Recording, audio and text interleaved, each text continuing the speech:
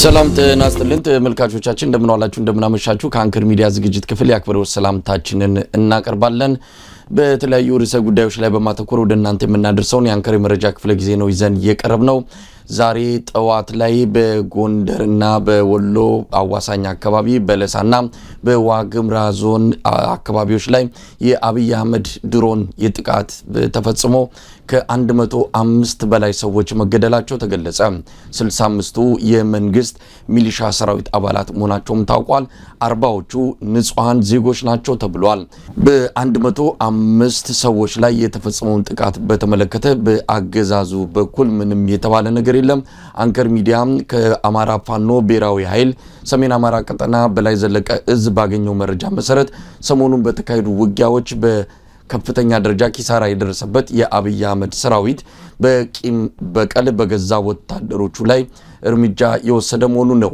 የገለጹት በዚህ ጉዳይ ላይ ተወሰነ ሐሳቦችን እናካፍላለን እዚህ ዋሽንግተን ዲሲ አጠገብ በቨርጂኒያ በሚገኝ አንድ ሆቴል የብልጽግና የፓርላማ አባልና የአብይ አህመድ አማካሪ በሆቴላቸው ሞቶ መገኘታቸውም ተሰምቷል ተመልካቾቻችን በርካታ ጉዳዮችን የያዘውን የዛሬውን የአንከር መረጃ ክፍለ ጊዜ እንድትከታተሉ እንጋብዛለን እኔ መሳይ መኮንን ከዚህ ከዋሽንግተን ዲሲ ገለታው ዘለቀም ከቦስተን በጋራ በመሆን አብሮነት ቆይታችሁን እንጠይቃለን መልካም ጊዜ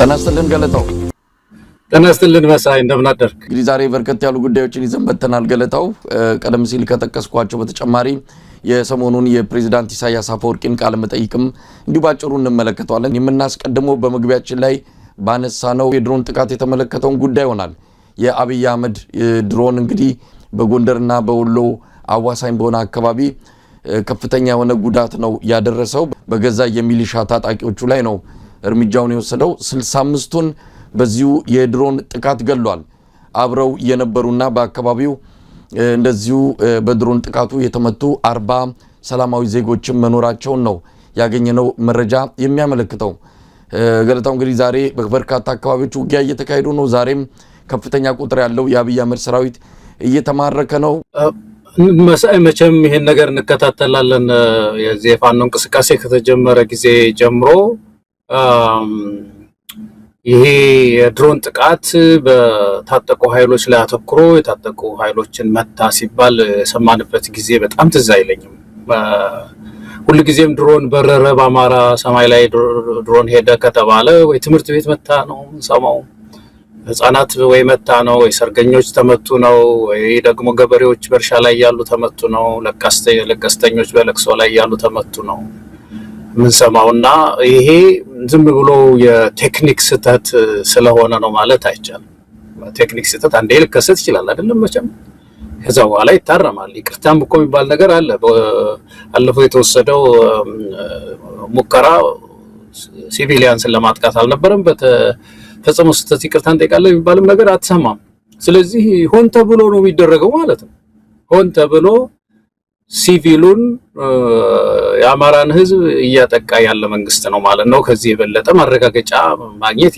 የለብንም ወደዚህ ድምዳሜ መሄድ እንችላለን ይሄን ሁሉ ግድያ ስናይ ይሄንን ድምዳሜ መስጠት እንችላለንና እኔ ሆን ተብሎ ከሚደረጉ ጥቃቶች አማራን በሰማይም በምድርም በኢኮኖሚም በትምህርትም ለማጥቃት ከተነሳ ከዚህ ከአብይ አህመድ ሴራ አንዱ ነው እጅግ በጣም ያሳዝናል እንግዲህ እንደነዚህ አይነት ግፎች በመጡ ቁጥር ህዝቡ የበለጠ መተባበር ህዝባዊ ቢተኝነትን ማስነሳት የፋኖ ትግል በትጥቅ ትግሉ ላይ ብቻ ዲፔንደንት እንዳይሆን ምክንያቱም እንዲፈጥን ትግሉ ድሮን ሲቪሊያንስ ለምን ተመቱ ተብሎ አይጮህም እንደ መሳይ ወጥቶ ከተሞች አመጽ እንዴት ገበሬ ይገደላል እንዴት ተማሪ ይገደላል እንዴት ሲቪል ሰው በድሮን ይጠቃል በመድራችን ይያለ አማራም በከተሞች ተማሪዎችም ማስተማሪዎችም እየተነሱ ተቃውሞ ማድረግ አለባቸው አለበለዚያ በየጊዜው እንደዚህ መቀጠሉ አይቀርም እኮ አንድ ጊዜ በተጠና ጥናት በየስንት ጊዜው ነው በወር ሁለት ጊዜ ነው እንደዚህ አይደለም እንደ በድሮን የአማራ ህዝብ ሲጠቃ የነበረው ባለፉት ጊዜያት ስለዚህ ህዝቡ ወጣቱ ትግሉን ማጠናከር ነው ያለበት ሚል ነገር ነው እኔ እንደው ማንሳት የምችለው በዚህ አጋጣሚ መሳይ ገለታው እንዳልከው የድሮን ጥቃቱ አዲስ አይደለም አዲስ የሚያደርገው ወይም ደግሞ የተለየ የሚያደርገው በገዛ የሚሊሻ ሰራዊቱ ላይ መፈጸሙ ነው ምናልባት የብልጽግና ሚዲያዎች ከሰሞኑ መተው ፋኖች ናቸው የተገደሉት ፋኖች ላይ እርምጃ ተወሰደ ብሎ ዜና ሰርቶ ሊያሳየን ይችላል። ምክንያቱም እዛ አካባቢ ባለው አጠቃላይ ሁኔታ በሚሊሻውና በፋኖ ታጋዮች መሃል አንዳንድ ጊዜ ያው ህዝቡም ስለተነሳ በዚህ ጦርነት ላይ ፋኖች ናቸው ብሎ የራሳቸውን ሰዎች ሊገሉ የሚችሉበት እድል ሰፊ ነው። ላላቸው የሰሞኑ ከፍተኛ የሆነ የጦርነት ብልጫና ኪሳራ ጋር ተያይዞ እንዲሁ ፕሮፓጋንዳውን ለማድመቅና የራሳቸውን ደጋፊዎች ለማጽናናትም ፋኖችን የመታ ነው ብለው ዜና መስራታቸው የማይቀር ነው። ነገር ግን የተገደሉት 65ቱ የብልጽግና ሚሊሻዎች መሆናቸው ተረጋግጧል። እንግዲህ 40 የሚሆኑ ንጹሃን ዜጎች መገደላቸው ነው ትልቁ አሳዛኝ ነገር። ምክንያቱም እነዚህ የታጠቁ አይደሉም። እንደተለመደው አብይ አህመድ የፈሪ በትሩን ያሳረፈባቸው የአማራ ፋኖ ብሔራዊ ኃይል የሰሜን አማራ ቀጠና በላይ ዘለቀ እዝ ይህንን አስመልክቶ ባወጣው አጠር ያለ መግለጫም እንግዲህ ይሄ ሰላማዊ ዜጎች ላይ የተወሰደውን እርምጃ ዝም ብለን የምናየው አይደለም፣ ሰሞኑ በእያንዳንዳቸው ስም ዘመቻ ከፍተን እንደዚሁ ደማቸውን እንመልሳለን የሚል ጥሪ ማድረጋቸውን ነው በመግለጫው ላይ ያየሁት። ለማንኛውም ገለታው እንዲህ አይነት ነገር የተለመደው ነው። የአብይ አህመድ አገዛዝ በድሮን ጥቃት ሰላማዊ ዜጎችን መጨፍጨፉን አጠናክሮ ነው የቀጠለው። ያው ዜናው እየተለመደ መጥቶ አሁን የቁጥር ጉዳይ ካልሆነ በስተቀር ዜናው ጆሮአችንን ከመልመዱ ጋር ተያይዞ የሚያስደነግጠን አልሆነም። ነገር ግን በእያንዳንዷ ጥቃት እያለቁ ያሉትን ሰላማዊ ዜጎችን በተመለከተ ወደፊት በአጠቃላይ ፍትህ ሲመጣ ወይም ደግሞ ዓለም አቀፉ ማህበረሰብም ቁርጠኛ ሆኖ ከመጣ እነዚህን ወንጀለኞች ለፍርድ ማቅረብ የሚቻልበት ሁኔታ መፈጠር አለበት። ዝም ብሎ የንጹሃን ዜጎች ደም በከንቱ ፈሶ መቅረት ያለበት ነው ተብሎ የሚታመን አይደለምና አብይ አህመድ ነገ ከነገ ወዲያ ዋጋውን በፍትህ አደባባይ የሚያገኝ እንደሚሆን ምንም ጥርጥር የለውም። ገለታው እሱ ምንም ጥያቄ የለውም። ልክ ነህ መሳይ፣ እኔ በጣም እስማማለሁኝ። የጊዜ ጉዳይ እንጂ በዓለም አቀፍ ፍርድ ቤትም የሚጠየቅ ሰው ነው። ብዙ ዶክመንቶች አሉ፣ በዘር ማጥፋት፣ በጦር ወንጀል። እኛ ሳንሆን ዓለም አቀፍ ኮሚኒቲው የአሜሪካ ስቴት ዲፓርትመንት ሳይቀር እንኳን እንደዚህ አይነት መግለጫዎች አውጥቷል እና የጊዜ ጉዳይ ነው። እስከዛው ግን ኢትዮጵያውያን ረጅም ጊዜ ብዙ ዋጋ ለምን እንከፍላለን? ህዝባዊም ቢተኝነት ቀስቅሰን ህዝቡ ሆ ብሎ ይህንን መንግስት መለወጥ እየቻለ ለምን ረጅም ጊዜ ይሄ ሰው እንዲቆይ እናደርጋለን የሚለው ነገር ነው። ሰውየው እኮ ልማት እየሰራ እኮ አይደለም። አጥፍቶ ጠፊ የሚባሉ ድሮኖች እየሰራው ነው እያለ እኮ የሚናገር ሰው እኮ አጥፍቶ ጠፊ ናቸው፣ ድሮኖች ናቸው፣ እየበረሩ ሄደው አጥፍተው ይጠፋሉ እያለ እኮ የሚዘጋጅ ሰው እኮ ነው ያለው። ስለዚህ እየገዛ ነው በድህነት ምን ማቀቅ ሰዎች ትምህርት ቤት ያልተጠገነ ትምህርት ቤት ስንት ትምህርት ቤት ባለበት ሀገር ውስጥ ስንት ሰው ተፈናቃይ ሆኖ በየድንኳኑ በሚኖርበት ሀገር ውስጥ በከባድ ብር ነው እያስገባ ያለው ድሮኖችን መሳይ። ስለዚህ ይሄ ሰው በቆየ ቁጥር ጥቃቶቹ ይቀጥላሉ። ደግሞ በሚቀጥለው ሳምንት ወይ በሚቀጥለው ወር እንደዚሁ አይነት ዜና ነው ይዘን የምንመጣው። እዚህ ቦታ ደግሞ እንደዚህ መታ ብለን። ስለዚህ ህዝቡ ከትግሉ ጎን ለጎን ህዝባዊ እምቢተኝነት በከተሞች አካባቢ ማስነሳት መቻል አለበት። እስከ መቼ ነው ህዝባችን በድሮን እየተጠቃሚ ኖረው የሚለውን ጥያቄ ማንሳት መቻል አለበት። ለውጥ በምድሪቱ ማምጣት አለበት። እንደው የሚለውን ነገር ማስተላለፍ ነው ያለብን ይመስለኝ። ገለታው እንግዲህ በርካታ ርዕሰ ጉዳዮች ስላሉ ወደ ሌሎቹ አልፋለሁ። ያው በከፋኖ ትግል ጋር በተያያዘ በየዕለቱ የድል ዜናዎች፣ በየዕለቱ ያገዛዙ ሰራዊት ላይ የሚደርሰው ኪሳራ የተለመደም ሆነ እሱም በነገራችን ላይ አሁን በትላንትናው ዕለት በወሎ አካባቢ ከፍተኛ ቁጥር ያለው የአብይ አህመድ ወታደር ነው በምርኮ የተያዘው። ለመቁጠር የሚቸግር ነው። አንዳንዴ ሁሉ ወታደር ገብቶም እንደው ፋኖችስ ለማስተናገድ ይችላሉ ወይ? ለመቀለብስ ይችላሉ ወይ? እነዚህንስ የት ያሳድሯቸዋል ነው። በነገራችን ላይ አሁን መረጃውን በተለያየ መንገድ እያገኙ የተማረኩ ወታደሮችን በድሮን ሁሉ እየመቱ ናቸው። ባለፈው ጎጃም ላይ እንደዚህ አይነት እርምጃ ወስደዋል። የገዛ ወታደሮችን በምርኮ የተያዙትንም ጭምር ነው በድሮን እየደበደቡ እየገደሉ የሚገኙትና እንዲህ አይነቱን ነገር መቼም ከጦርነቱ ማብቃት ጋር ነገ ከነገ ወዲያ በቅርበት የምናየው የፍጻሜ እንደሚሆን ተስፋ እናደርጋለን። ገለታው ሌሎች መረጃዎች ጋር ሻገራለው። የአሜሪካው አምባሳደር ኤርቪን ማሲንጋ ወደ ሁመራ አቅንተዋል። በሁመራ በተገኙበት ጊዜ የወልቃይት ሰቲት ሁመራ ባለስልጣናትን አግኝተዋል። ያወጡት መግለጫ አለ ባጭሩ ምናልባት ከእይታም አንፃር አሜሪካ ስትከተለው ከነበረው በቀጠናው ማለት ነው አጠቃላይ ከዚህ ከፕሪቶሪያ ስምምነት ጋር ተያይዞም አዲስ ነገር ተናግረዋል። መግለጫው ላይ አዲስ ነገር አግኝተዋል የሚለውን እሱን እንደው ባጭሩ እንመልከትና ወደ ሌሎቹ እንሄዳለን። እኔ እንደው የዚህ መግለጫ በጣም አስተማሪ ነው ብዬ ብዙ ጊዜም ደግሞ እንደው እዚህም አንተም ሌሎችም እዚህ የሚቀርቡ ሚዲያ ላይ የሚቀርቡ ሰዎችም የሚሉት ብዙ ሰዎች የሚሉት ነገር አለ። ኢትዮጵያ ውስጥ ቅድሚያ የሚሰጠው ነገር አለ። የዚህ ሰብአዊ ጉዳይ የሰብአዊነት ጉዳይ የተራበውን ላይ ትኩረት የመስጠት የተፈናቀለው ላይ ትኩረት የመስጠት ይሄ የፖለቲካ ጉዳይ አይደለም። ዜጎች ይሄ መሰረታዊ የሆነ መብታቸው መጠበቅ መቻል አለበት የሚል ነገር ነበርና አምባሳደር አሁን ካነሱት አንዱ ውስጥ ለዚህ ለሰብአዊነት ትኩረት ስጡ የሚለው ነገር እኔ ገዢ ሆኖ ነው ያገኘሁት። መሳይ ከዚህ በፊት የሚሉታል በተለያየ መንገድ ግን ጠንከር አድርገው የተናገሩት ነገር አንዱ ይሄ ነው።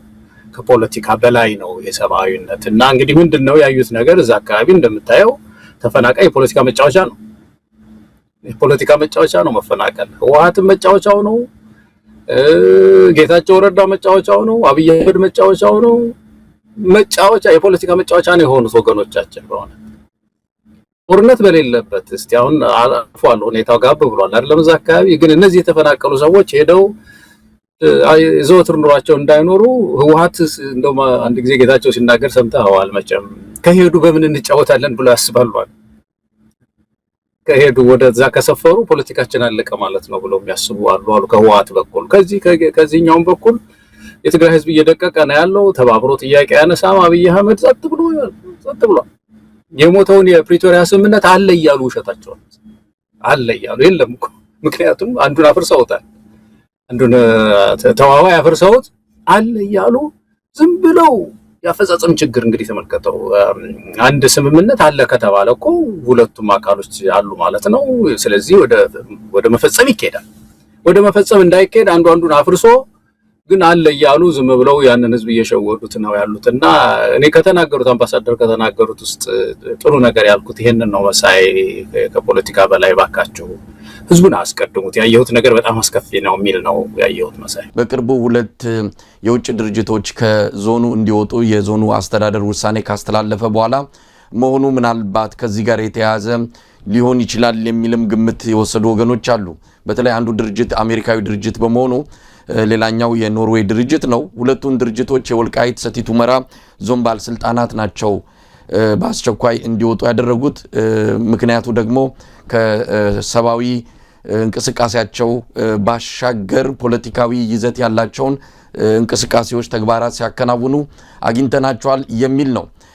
ስለዚህ ምናልባት የአሜሪካውም ድርጅት ከዛ እንዲወጣ መደረጉ የኖርዌይም እንዲወጣ በዞኑ አስተዳደር መወሰኑን ተከትሎ መሄዳቸው የተያያዘ ነው ማለት እንችላለን። ገለታው እንግዲህ ሊሆን ይችላል። የውስጥ ጌሞች አሉ መሳይ።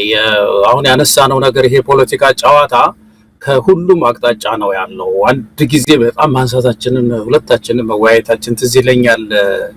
ወልቃይት አካባቢ ሰቲት ሁመራ አካባቢ የአራት ኃይሎች የፖለቲካ ካርታ ነው ብለን ነበረ መሳይ።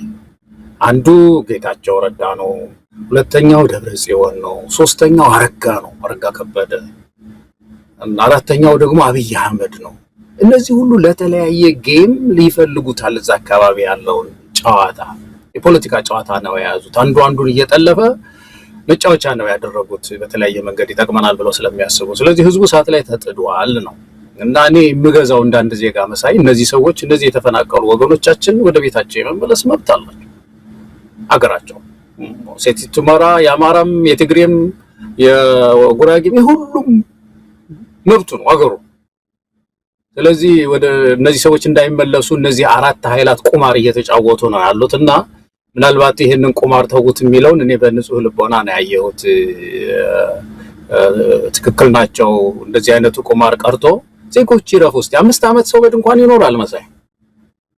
አንድ ዓመት እኮ አይደል ይሄ ሰው ከመጣ በቃ በሙሉ ትጉስታቸው እነዚህ ሰዎች ኑሮ እኮ ድንኳን ውስጥ ሆናሉ። ዝናብ ላያቸው ላይ ነው የሚዘንበው፣ በረዶ ላያቸው ላይ ነው የሚወድቀው። አይማሩም፣ በረሃብ ነው የሚሰቃዩት። ባለፈው ጊዜ ያሰማነው ይሄ አንድ ካምፕ የሰማነው ህጻጽ ስንት ሰው በረሃብ ያለቀ ነው። እንደዛ እኮ ነው የሆኑት በየቦታው። ለምን በምድራቸው፣ ለምን በቀያቸው፣ ለምን በዚህች ሀገር ውስጥ መሳይ። ስለዚህ የትኛውም አካል የፖለቲካ መጫወቻ እያደረገ እነዚህ ዜጎች ወደ ምድራቸው እንዳይመለሱ የሚያደርግን ኃይል ሁላችን ኢትዮጵያውያን ማውገዝ ነው ያለብን፣ መታገል ነው ያለብን የሚል በጣም ጽኑ እምነት ነው ያለኝ መሳይ። ገለታው እንግዲህ ወደ ሌላው ርዕሰ ጉዳይ ሊባጫጭሩ አስተያየት ሰጥተን የምናልፋቸው ናቸው። የዓለም ባንክ ትላንት ሪፖርት አውጥቷል። በሪፖርቱም የኢትዮጵያ የኢኮኖሚ ማሻሻያ ፖሊሲ አደጋ ውስጥ መግባቱንና በእርግጥ ሙሉ በሙሉ ቃሉን ባይጠቀሙም ከሽፏል በሚል ሊገለጽ በሚችል መልኩ ነው ሪፖርቱን ያወጡት። ገፋፍተው ውረድ እንውረድ ተባብለው ከወጡ በኋላ አሁን ውድቀት ሲያጋጥም ከደሙ ንጹህ ነን ብለው እጃቸውን እያወጡ ያሉ ይመስላሉ። ያቀረቡት ምክንያት ደግሞ በአብይ አህመድ ወይም ደግሞ በኢኮኖሚ ማሻሻያ ምክንያት አይደለም። የኢትዮጵያ ኢኮኖሚ አደጋ ውስጥ የገባው በዓለም አቀፍ ተጽዕኖ ነው። በዓለም አቀፍ ደረጃ የኢኮኖሚ መቀዛቀዝ አለ። የዚህ የኢኮኖሚ መቀዛቀዙን ተከትሎ የውጭ እርዳታ ወደ ኢትዮጵያ መግባት አልቻለም።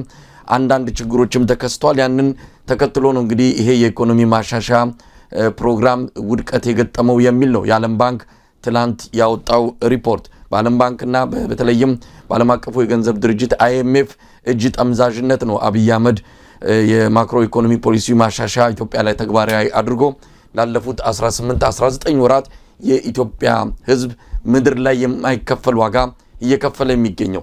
ገለታው እንዴት አየው ሪፖርቱን? መሳይ ይሄ ነገር መቼም በጣም ብዙ ኢኮኖሚስቶች ተናገሩ። ይሄ ማክሮ ኢኮኖሚ ማሻሻያ ከተጸደቀ በኋላ ምን ከፍለው ዋጋ እያለ ነው። በጣም ብዙ ዋጋ ነው ምን ከፍለው።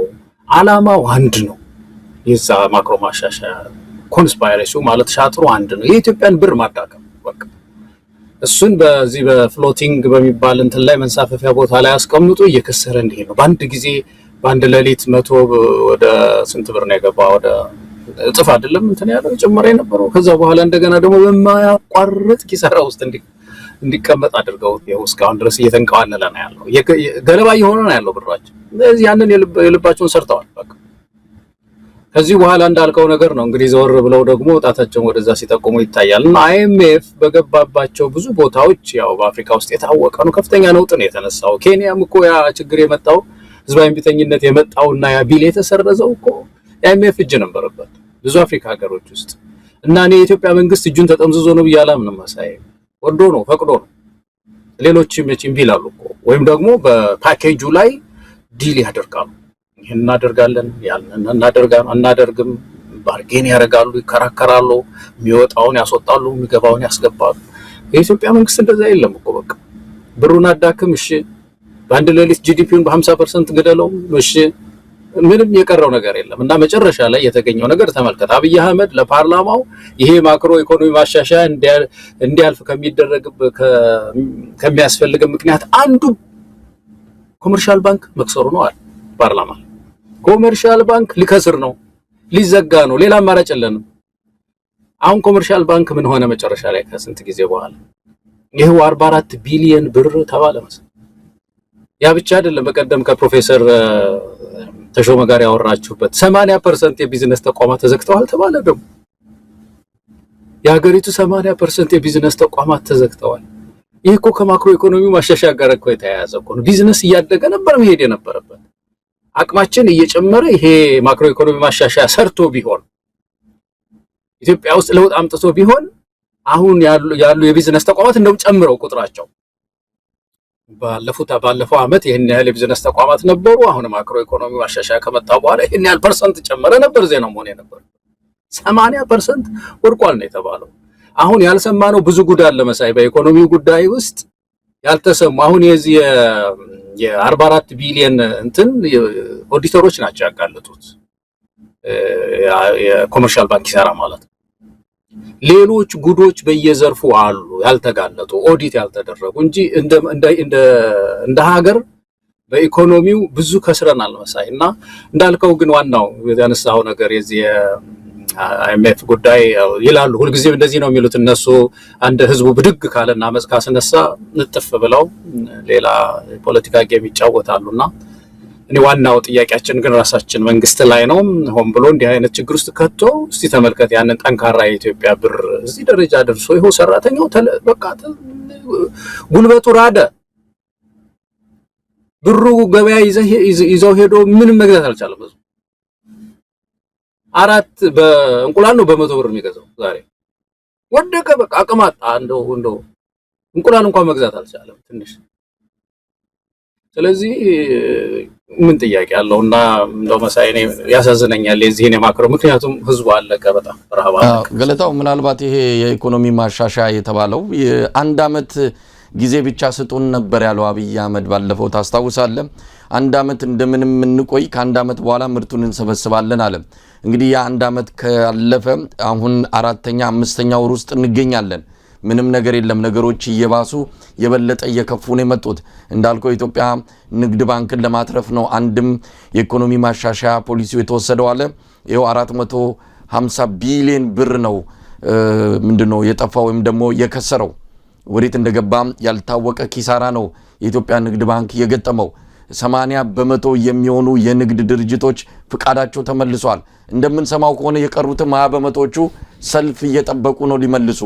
ኢትዮጵያ ውስጥ ሙሉ በሙሉ የንግድ ሁኔታ ሊዘጋ የሚችልበት አደጋ እንዳለ ነው የሚነገረው። ምክንያቱም አትርፎ ነግዶ በቢዝነስ ውስጥ ለመንቀሳቀስ የሚያስችል ምንም ነገር የለም። የሰላሙ ሁኔታ በጣም አስቸጋሪ ነው። የሚወጡት ተከታታይ ፖሊሲዎች በጣም አስቸጋሪ ናቸው። በጣም በከፍተኛ ደረጃ እየተቆለለ የመጣው የግብር ሁኔታ መፈናፈኛ የሚያሳጣ ነው። አሁን ደግሞ በአመት ሳይሆን በየ3 ወሩ ክፈሉ የሚል መንግስት ከፍተኛ የገንዘብ ችግር ውስጥ ስለገባ በየ3 ወሩ ግብር አምጡ የሚል አዲስ መመሪያ ማውጣቱን ተከትሎ ነጋዴዎች መግቢያ መውጫን ያጡት። አብዛኞቹ ባለፈው እንደሰማነው ከሆነ ከ70% በላይ የሚሆን በኮላቶራል በመያዣነት የተያዙ ንብረቶች በሙሉ ባንኮች ታቅፈው ቀርተዋል። ብሩን የወሰዱ ነጋዴዎች ከፈለጋችሁ ሸጣችሁ ውሰዱት ብለው ትተውላቸዋል። ባንኮችም እየከሰሩ ነው። በቅርቡ በወጡ የተለያዩ ሪፖርቶች እንደምናየው አብዛኞቹ ባንኮች ትርፍ ማግኘት አልቻሉም። ወደ ኪሳራ ያዘነበሉ ባንኮች ናቸው የሚበዙትና አገሪቱ በአጠቃላይ ውድቀት ውስጥ ገብታለች። ይሄ ደግሞ በዓለም አቀፍ ሪፖርትም የሚታከም አይደለም። እና ዓለም ባንክ እና IMF የፈለገ ቢያሻሹትና ቢጠጋግኑት የሚታከም አይደለም። አብይ አህመድ ተጨማሪ ኪሳራዎችን ሊያመጣ የሚችል እርምጃዎችን ነው እየወሰደ ያለውና እጅግ ከባድ ሁኔታ ውስጥ ነው ያለነው። እንደተተነበየውም 2026 የኢትዮጵያ ቀውስ ጊዜ ይሆናል ተብሎ ነው በዓለም አቀፍ ሪፖርት የተገለጸው። ይህንን የምናይበት ሁኔታዎች ናቸው አሁን ከፊታችን የተደቀኑት። ገለታው እኔ ከዚህ በታች ምን እንደምንሆን አላቅም መሳይ። ምድራችን በኢኮኖሚውም የመጨረሻው ጫፍ ላይ ነው ያለችው። ድህነት የሚባለው ነገር የድህነትን ጫፍ ነው ህዝባችን እያየ ያለው እና ሌላ ችግር ሊመጣ ነው የሚባለው ነገር ብዙ አይገባኝም። ሰራተኛ ከመለመን በላይ ምን ችግር አለ? ይለምናል። እንግዲህ ያው የመጨረሻውን የድህነት ጥግ እያየ ነው ያለው። ሐኪም ዳቦ ፈልጋለሁ የሚለውን እኮ ለሌላ ሰው ማሳየት እኮ አትችልም። አሁን እዚህ ላሉ ለሌላ ሀገር ሰዎች የኔ ሀገር ሐኪሞች ዳቦ ርቦናል ብለው ይለምናሉ ብለህ ማሳየት በጣም ይከብዳል እኮ። ሞራልም ይነካል። የሆነ በሙሉ ኢትዮጵያውያንን ሞራላችንን የሚነካ ነገር እኮ እዚህ ጥግ ላይ እኮ ነው ያለው። ስለዚህ የቀነሰ ይሄዳል የሚለው ምን እንደምንሆን ከዚህ በታች አላውቅም። ስለዚህ ይልቅ የሚሻለው ምንድነው ከዚህ ከገባንበት አዘቅት መውጣት አለብን። ኢትዮጵያውያን እንድንወጣ ማቀድ መቻል አለብን። ኢኮኖሚው ከዚህ በኋላ ያለ ፖለቲካ ሕክምና ሊሻሻል አይችልም። እቺን ጥብቅ አድርገን ኢትዮጵያን መያዝ ያለብን ይመስለኛል። ያታልሉናል፣ በፖሊሲ ያታልሉናል። ሌላ ደግሞ ፖሊሲ ይዞ ሊመጣ ይችላል። አብይ አህመድ ሪቪዥን ሊለው ይችላል። አሁን ይሄ ክለሳ የማክሮ ኢኮኖሚው ስኬቶችም አሉት ተግዳሮቶችም ነበሩትና ተግዳሮቶችን ለማከም ሌላ ፖሊሲ ይዘን መጣል ሊለን ይችላል ነገር። ያ አይሰራም። ኢትዮጵያ ውስጥ የፖለቲካ ሕክምና ያስፈልገዋል። እንደዚህ ነው ያደረጉት ሀገሮች። ብር ሲገሽም መሳይ ብዙ ጊዜ ሳውዝ ኮሪያ ላለው መሰለኝና እንደው ለዛሬ ብቻ አንድ ምሳሌ ላምጣ ለሚጠቅም ስለኖርኩ ብዙ ጊዜ ብዙ ነገር ስላየው ስለሰማው 10 ጊዜ ሳውዝ ኮሪያ ላለውና የኮሪያ ገንዘብ በጣም እንትን ነው የወደቀ ነው። አሁን $1 1000 ነው እንደዚህ ነው 1000 ወን ነው የሚባለው ብራቸውና የነሱ ብር የወደቀው እድገት ሲመታቸው ነው። መጀመሪያ እድገት በኃይለኛው መጥቷቸው ነበርና ዲማንዱ በጣም ከፍተኛ ስለነበረ ብሩ ጋሸበና ከዛ በኋላ አገቱት፣ ቆመ፣ ተገቷል፣ ቆሟል። አሁን በጣም ስቴብል የሆነ ኢኮኖሚ ነው ያለው። ኢትዮጵያ ውስጥ ያለው የብር መንሸራተት ግን ይሄ ዲቫሉዌሽን ግን ከውስጥ ምርት መትረፍረፍ ጋር የተያያዘ አይደለም። አገሮች ብራቸውን ዲቫሉዌት የሚያደርጉት ወይም ደግሞ የሚቀልሱት ምርት አገር ውስጥ ሲበዛ ነው። ቻይናም እንደዛ አድርጋ ታውቃለች። ብሮቿን የምታከስራቸው መዓት ምርት ታመርትና ያንን ገንዘብ እንዲይዙ የአገር ውስጥ ነጋዴዎች ገንዘብ እንዲይዙ አድርጋ አስታጥቃ ኤክስፖርት ለማድረግ ነው። ብዙ ምርት አምርታ ማለት ነው። ኢትዮጵያ ውስጥ ይሄው 80% ቢዝነስ ተዘግቶ 80% የሚሆኑት የንግድ ተቋማት ቢዝነስ ተቋማት ተዘግተው ልናተርፍ አንችልም። ይሄ የሚያሳየው የብር ዲቫሉዌሽኑ ኪሳራን ብቻ ነው እያመጣ ያለው። ስለዚህ እነዚህ ሰዎች አሁን ብሩ በከሰረ ቁጥርም እነዚህ አነስተኛ ነጋዴዎች አያተርፉም። ያኮነው ትልቁ ችግር አሁን። ስለዚህ ይሄ ሰፕላይ ጉዳይ ይመታል ማለት ነው። ያቀርቦት ጉዳይ በጣም ይመታል። ህብረተሰቡ እንደገና ለሌላ ከባድ ዋጋ ንረት ይጋለጣል። ምክንያቱም የተወሰኑ ጥቂት ተቋማት ብቻ ናቸው የሚኖሩት። እነሱ ጋር ሲሄድ እዛ ደግሞ ሰማይ ነው የሚጠቅሰው ዋጋው ማለት ነው። ይህ ህዝብ በብዙ መንገድ መከራውን እያየ ይቆያል ማለት ነው። ስለዚህ ለዚህ ነው የፖለቲካ ሕክምና ኢትዮጵያ ውስጥ ስለሚያስፈልግ ሁሉም ኢትዮጵያውያን ተባብረን ሽግግር ያስፈልገናል። የከሸፈ አስተዳደር ይዘን ወደፊት ኢኮኖሚውን ልናስተካክለው አንችልም የሚል የለውጥ ጥያቄ ይዞ መነሳት ነው የሚበጀን። ገለታው ምናልባት ከዚሁ ጋር የተያዘ ሊሆን ይችላል። የኢትዮጵያ ቴሌኮም ኢትዮ ቴሌኮም የገባበትን ቀውስ በተመለከተ ነው። እንግዲህ ኢትዮ ቴሌኮም ትርፋማ የሆነ የአብይ አህመድ አገዛዝ ለሚገዛቸው ድሮኖች፣ ጥይቶች ከፍተኛ የሆነ በጀት የሚወሰድበት ተቋም ነው። ይህ ተቋም በአብዛኛው ከኢትዮጵያውያን ላይ እንደው ዘረፋ ባይባልም በአገልግሎት ስም ከፍተኛ የሆነ ገንዘብ የሚሰበስብ ተቋም ነው። ይሄ ተቋም በአሁን ሰዓት በዚሁ በኢኮኖሚ ማሻሻ ፖሊሲው ምክንያት ከፍተኛ ድቀት ውስጥ ገብቷል። እንደሰማነው ከሆነ ባለፈው 10% ብቻ አክሲዮን የተሸጠበት የኢትዮ ቴሌኮም የአክሲዮን ሽያጭ ገበያ ከፍተኛ ውዝግብ አስነስቷል። አክሲዮን የገዙት በጣም ጥቂቶች ናቸው። እንዳሰበው አክሲዮኑን ለመሸጥ አልቻለም። ምክንያቱም ሰዎች ገንዘብ የላቸውም ለመግዛት። የውጭ ተቋማትም እንደዚሁ ፍላጎት አላሳዩም። የገዙ ኢትዮጵያውያን ተቋማትም 1 ሚሊዮን ብር 2 ሚሊዮን ብር እስከ 10 ሚሊዮን ብር አውጥተው አክሲዮን የገዙ ኢትዮጵያውያን እንግዲህ 5 ወር 6 ወር አለፈ። ሄደው ገንዘባቸው ምን እንደደረሰ ሲጠይቁ እኛን አይመለከተንም የሚል መልስ ነው የተሰጣቸው። የሚመለከተው ማን ነው? በቦርድ የሚመራ አንድ አካል አሉ። ያንን የሚመራው የተመስገን ጥሩነህ አንድ ቦርድ አለ። ያ ቦርድ ጋር አይደለም ግንኙነታቸው ከኢትዮ ቴሌኮም ጋር ነው። ኢትዮ ቴሌኮም አሁን አይመለከተኝም እያላቸው ነው። እንደሰማነው ከሆነ ያ ገንዘብ ተሰብስቦ ጥይትን የተገዛበት የለም ገንዘቡ። እንዲህ አይነት አደጋ ገጥሟል። ሀገሪቱ ገንዘብ ትሰበስባለች በአንድ ሚሊዮን በሌላ ሰሞኑንም 710 ቢሊዮን ብር ከግብር ሰብስበናል ብለዋል። እንግዲህ ይሄ ገንዘብ የት ሄደ ብለ እንደው ብታጠና ወይ የሆነ ብልጭልጭ ነገር ላይ እየዋለ ነው፣ አሊያም ጥይትና ድሮን እየተገዛበት ሊሆን ይችላል። ከዚህ ውጪ ሌላ ነገር ላይ እየዋለ እንዳልሆነ በግልጽ የሚታወቅ ጉዳይ ነው። ስለዚህ ኢትዮ ቴሌኮም ምናልባትም ከኢትዮጵያ አየር መንገድ ቀጥሎ ትንሽ ተቋማዊ መልክ እየያዘ የመጣ ምናልባትም በውድድርም የተሻለ ቁመና አለው ተብሎ የሚታመን ነበረ።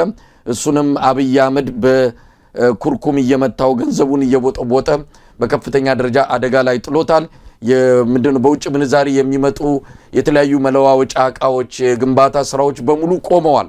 ከጉድጓድ እየቆፈራችሁ እያጠባችሁ እያደሳችሁ ተጠቀሙ ነው የተባሉት። በተለይ በሪጅን ደረጃ በተለያዩ ክፍለ ሀገሮች የሚገኙ የኢትዮ ቴሌኮም ቅርንጫፍ መስሪያ ቤቶች።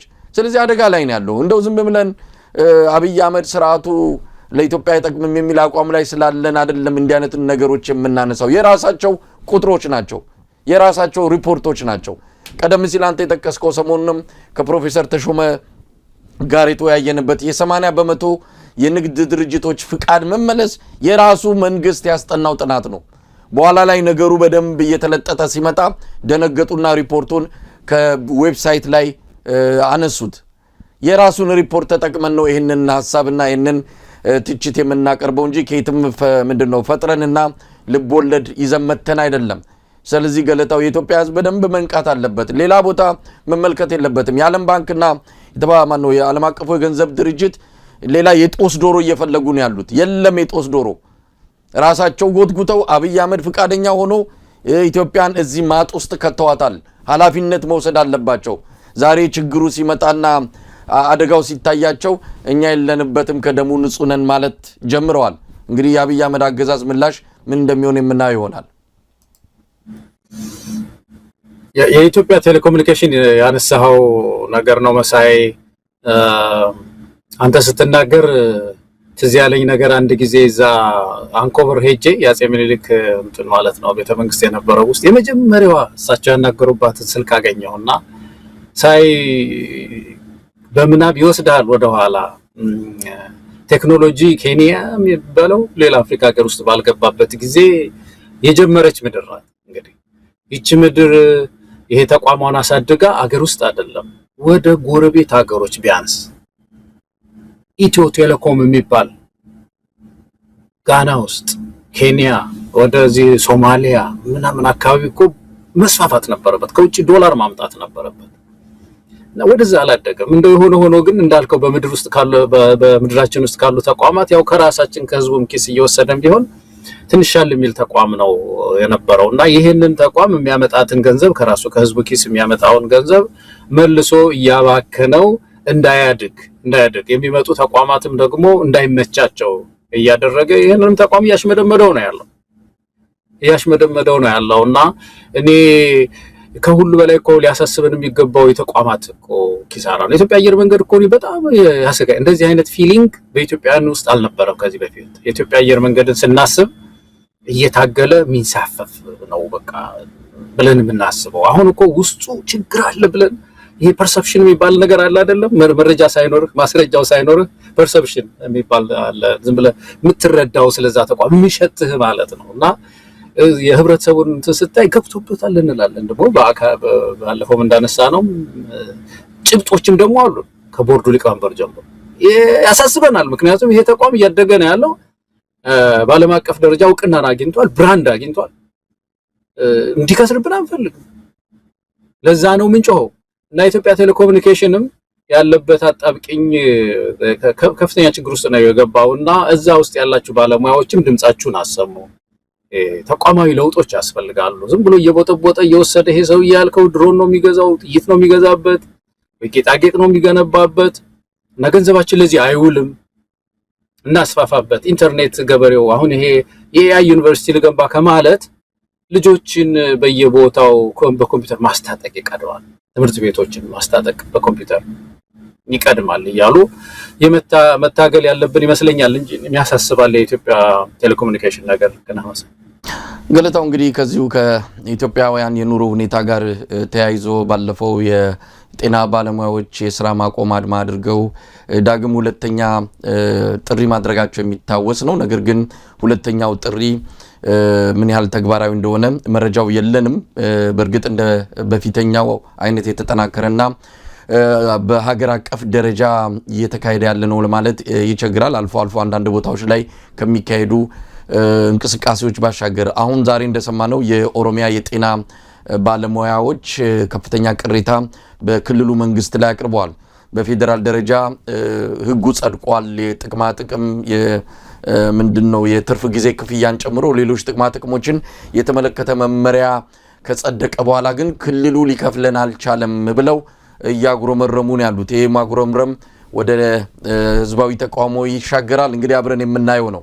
በጋራ ሆነው ይሄንን ቅሬታ ነው ያቀረቡት። ይሄ ኦሮሚያ፣ አማራ፣ ትግራይ የሚባል አይደለም። በሀገር አቀፍ ደረጃ የመጣ ችግር በመሆኑ ይሄ በክልል የታጠረ ችግር አለመሆኑን ተረድተው ከሌሎች ጋርም ተባብረው ድምጻቸውን በጋራ ማሰማት የሚጠበቅባቸው እንደሆነ ይታመናል። ለጊዜው ግን የኦሮሚያ ክልል ጥቅማችንን እንዳናገኝ ምንድነው ብሎክ አድርጎታል፣ ዘግቶታል ብለው ቅሬታቸውን ማቅረባቸውን ነው እየሰማ ነውና ምናልባት ሊያድግ ይችላል። ይሄ ቅሬታ ከማጉረምረም ያለፈ ሌሎችንም ማስተባብሮ አጠቃላይ ሀገራዊ በሆነ ንቅናቄ ያን የተደረገውን አይነት ከዛም በተጠናከረ መልኩ ምክንያቱም የከፉ ነገሮች እየመጡ ነው። አሁን ባለፈውም እንደተነጋገርነው ሰው ያለውን አሟጦ ጨርሷል። እቁብም የበላው ቁቡን በልቶ ያስቀመጣትን ቆጣጥቦ ባንክ የሚያኖረው ሁሉም አሁን ተቀማጫቸውን ጨርሰው ፍጥጥ ነው ነገሩ። ስለዚህ ከዚህ በኋላ ምናልባት የሚከለክል ነገር ሊኖር አይችልም። እንደው ትንሽ ፈራተባ እንድትል የሚያደርግ ምክንያት አይኖርም። ሁሉ ነገር ተሟጦ ያለቀበት ህዝቡ ከፍተኛ ችግር ውስጥ የገባበት ጊዜ ላይ እንገኛለን። አብይ አህመድ አሁንም ከዚህ በጣም ከደከመውና መክፈል መብላት ከማይችለው ማህበረሰብ ግብር አምጡ ብሎ ሌላ መዓት ሌላ መከራ ይዞባቸው ነው የመጣውና እንዴት ታየዋለህ? የኦሮሚያ ጤና ባለሙያዎችን ጥያቄ ምናልባት የሚመልስ ይሆናል የኦሮሚያ ክልል ወይስ ጥያቄ ወደ ሌላ ነገር ሊያድግ ይችላል? እኔ የሐኪሙ ጥያቄም የሰራተኛው የደሞዝ ጥያቄ በተለይ ማለት ነው የጥቅማ ጥቅምና የደሞዝ ጥያቄ በዚህ ስርዓት ሊመለስ አይችልም። እንደውም ብዙ ጊዜ የሚወስድ ነው የሚመስለኝ መሳይ አይደለም ማደግ ወደ ነበሩበት ለመመለስ ቀደም ሲል የነበራቸውን የገንዘብ እሴት ቫልዩ አቅሙን ማለት ነው የመግዛት አቅሙን የሚያክል ወደዛ ለመመለስ ራሱ እንኳን አይቻልም በዚህ ሰዓት መሳይ። አሁን ሐኪም ሲነሳ ባለ አንስተናል ይመስለኛል እኮ ወደ 8000 እንደዚህ ብር 800 ብር እንደዚህ ነበር አሉ። እንግዲህ $1 በነበረበት ጊዜ ማለት እኮ ነው እንግዲህ $1 1 ብር በነበረበት ጊዜ ማለት ነው። ወደዛ እንኳን እንመለስ ብንል ስንት ነው ማግኘት ያለበት አንድ ሐኪም አሁን ዛሬ ላይ እድገቱ ቀርቶበት ማለት ነው። ያቺኑ $800 ከፈሉኝ ድሮ ሲከፈል የነበረውን ከ50 ዓመት በፊት ሲከፈል የነበረውን እሷን እንኳን ከፈሉኝ ቢል እኮ ብታባዛው $800ን በ154 ያቆ ወደ ኋላ መመለስ እኮ ነው መሳይ። ተመልሶ በዛ ኑሮ ለመኖር እንኳን አይቻልምና ያደር በተለይ በኢህአዴግ ጊዜ ነው የተመጣው። ግን ያን ጊዜ ሐኪሙም ብዙ አላስተዋለውም ኑሮ መወደዱን ብቻ አየና ችላ ብሎት ቆየ። አሁን ጨርሶ በተለይ ይሄ የገንዘቡ መዳከም በኋላ ጨርሰው መኖር የማይችሉበት ደረጃ ላይ ስለደረሱ ነው ያመፀው ያሉትና ይሄ መንግስት ዝም ብሎ 150,000 ብር 200,000 ብር ለአንድ ሐኪም ደሞዝ ይከፍላል ብለህ ታስባለህ? ወደ ኋላ ለመመለስ እኮ ነው። አያደርግም፣ እንደዛ አይችልም። ስለዚህ ቅድም ያልነው ነገር ነው። አጠቃላይ በማክሮ ኢኮኖሚው ማሻሻያ በኢትዮጵያ የፖለቲካ ማሻሻያ ውስጥ እንደገና ነው እኮ ምን ጀምረው። የሚያሳዝነው ነገር እኮ ይሄ ነው። ብዙ ሀገሮች እኮ ቶሎ መንግስት ለውጥ የሚጠይቁት እኮ ሳይብስ እንዲስተካከል እኮ እየባሰ ከሄደ ጉድጓዱ እየራቀ ስለሚሄድ እንደው የተሻለ መንግስት እንኳን ሲመጣ ለማሻሻል አቅም እንዳያገኝ ስለሚያደርገው መቆየቱ እንደዚህ አይነት መንግስት በስልጣን ላይ መቆየቱ እንደዛ ስለሚያደርግ ህዝቡ በፍጥነት ይቆጣጣራል መንግስቱን እና እኛ ዝም ብለን ለቀነው ሲነዳ ነው የከረመው። ብዙ ነገር ሲሰብር ነው የቆየው። ገንዘባችንን እዚህ አድርሶታል። ስለዚህ አሁን የሚፈጠረው የደሞዝ ጭማሪ የሐኪምን ችግር ይፈታሉ ያኖረዋል ወይ ነው አሁን ትልቁ ነገር። ቢያንስ የሚያኖረውን ለማግኘት ምን ያህል ያስፈልገዋል ኢትዮጵያ ውስጥ መጠናት እኮ አለበት። ስለዚህ እኔ ያ ነው አሁን እኮ እነዚህ ከፍተኛ ባለስልጣኖች እኮ መሳይ ደሞዛችሁ ስንት ነው ስትላቸው ሚኒስትሮቹ ትናንሽ ነው ምናምን ይላሉ። አብይ አህመድ ሲናገር ታስታውሳለህ ደሞዝ ትንሽ ናት ይላል $500 ምናምን ይላል ሁሉም ይላሉ። እነዚህ ሰዎች ግን ጥቅማ ጥቅም የሚባለው እኮ ነጋዴም እኮ የለውም ያን ያህል ጥቅማ ጥቅም። ደሞዙ ፔሮል ላይ ያለው ሌላ ነው። ዝም ብሎ ይሄ ትላልቅ እነሱ V8 ነው አይደል የሚሉት V8 መኪናዎች 2-3 ነው የሚኖራቸው። የቤት ጉዳይ መንግስት ነው የሚችለው። የቦርድ ምናምን ደግሞ ሰብሳቢ ይሆናሉ። አንድ ቦታ አንድ ተቋም ውስጥ ይከቷቸውና የቦርድ ምናምን ያደርጓቸዋል። ከዛ የሚመጣው ገንዘብ ልዩ ነው። ስለዚህ እነሱ ደሞዛቸው ትዝም አጥላቸው ይሄ ጥቅማ ጥቅሙ በሽጥፍ ይበልጣል። እንደዛ ነው የሚኖሩት እና ይሄ ተራው ሐኪም ግን ወር ጠብቆ የሚያገኛት ያችን ከዛ ላይ ደግሞ ትንሽ የሕክምና ጥቅማ ጥቅም በሚያክምበት ሆስፒታል ውስጥ ሕክምና እንትን እኮ ኢንሹራንስ የለውም እኮ የኛ ሐኪም መሰለኝ ጉድ እኮ ነው የምትለው በሚያክምበት ውስጥ ሆስፒታል ውስጥ የሕክምና ኢንሹራንስ የሌለው። ስለዚህ ይሄንን ጥያቄ አይደለም የኦሮሚያ ክልል ራሱ ብቻውን ማለት ነው የመንግስት በአጠቃላይ ፌደራል መንግስቱ ሊፈታው የሚችለው አይደለም። ለዚህ እኮ ነው የአታጋዮች አሁን እነዚህ ሐኪም አታጋዮች ፕላን ኤ ፕላን ቢ ሚል ማዘጋጀት ያለባቸው ይመስለኛል መሳይ። አንደኛ እዛው ሀገርም ውስጥ ስለሚሆኑ አንዳንድ እቅዶች ሲያወጡ ሊያሰናክልባቸው የሚችል እነሱን ሊያስሯቸው የሚችል ነገር አለ። ትግሉ እንዳይታሰር ፕላን ቢ ማዘጋጀት መቻል አለባቸው። አደረጃጀት ሌላ አደረጃጀት መፍጠር መቻል አለባቸው። ከመንግስት ራዳር ውጪ የሆነ አንዱ ሲያዝ ሌላው ትግሉን እያቀጣጠለው በዚህ ደረጃ ደፍረው የሚሄዱ ከሆነ ለውጥ ሊያመጡ ይችላሉ የሚል እምነት ነው ያለኝ።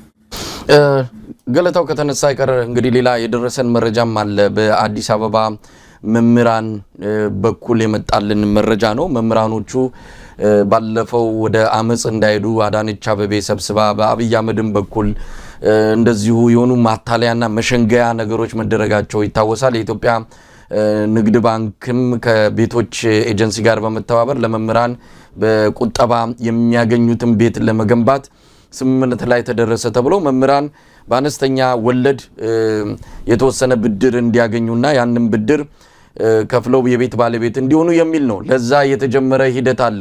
አንድ መምህር እስከ 800,000 ብር ድረስ የሚያወጣበትና ተጨማሪ ተበድሮ ደግሞ ቁጠባ ውስጥ ገብቶ ቤት የሚያገኝበት ነው። ብሩን በአብዛኛው አንዳንዶች ከፍለዋል፣ ብዙዎቹም የሚችሉትን ያህል እያደረጉ እየቆጠቡ ነው ያሉት።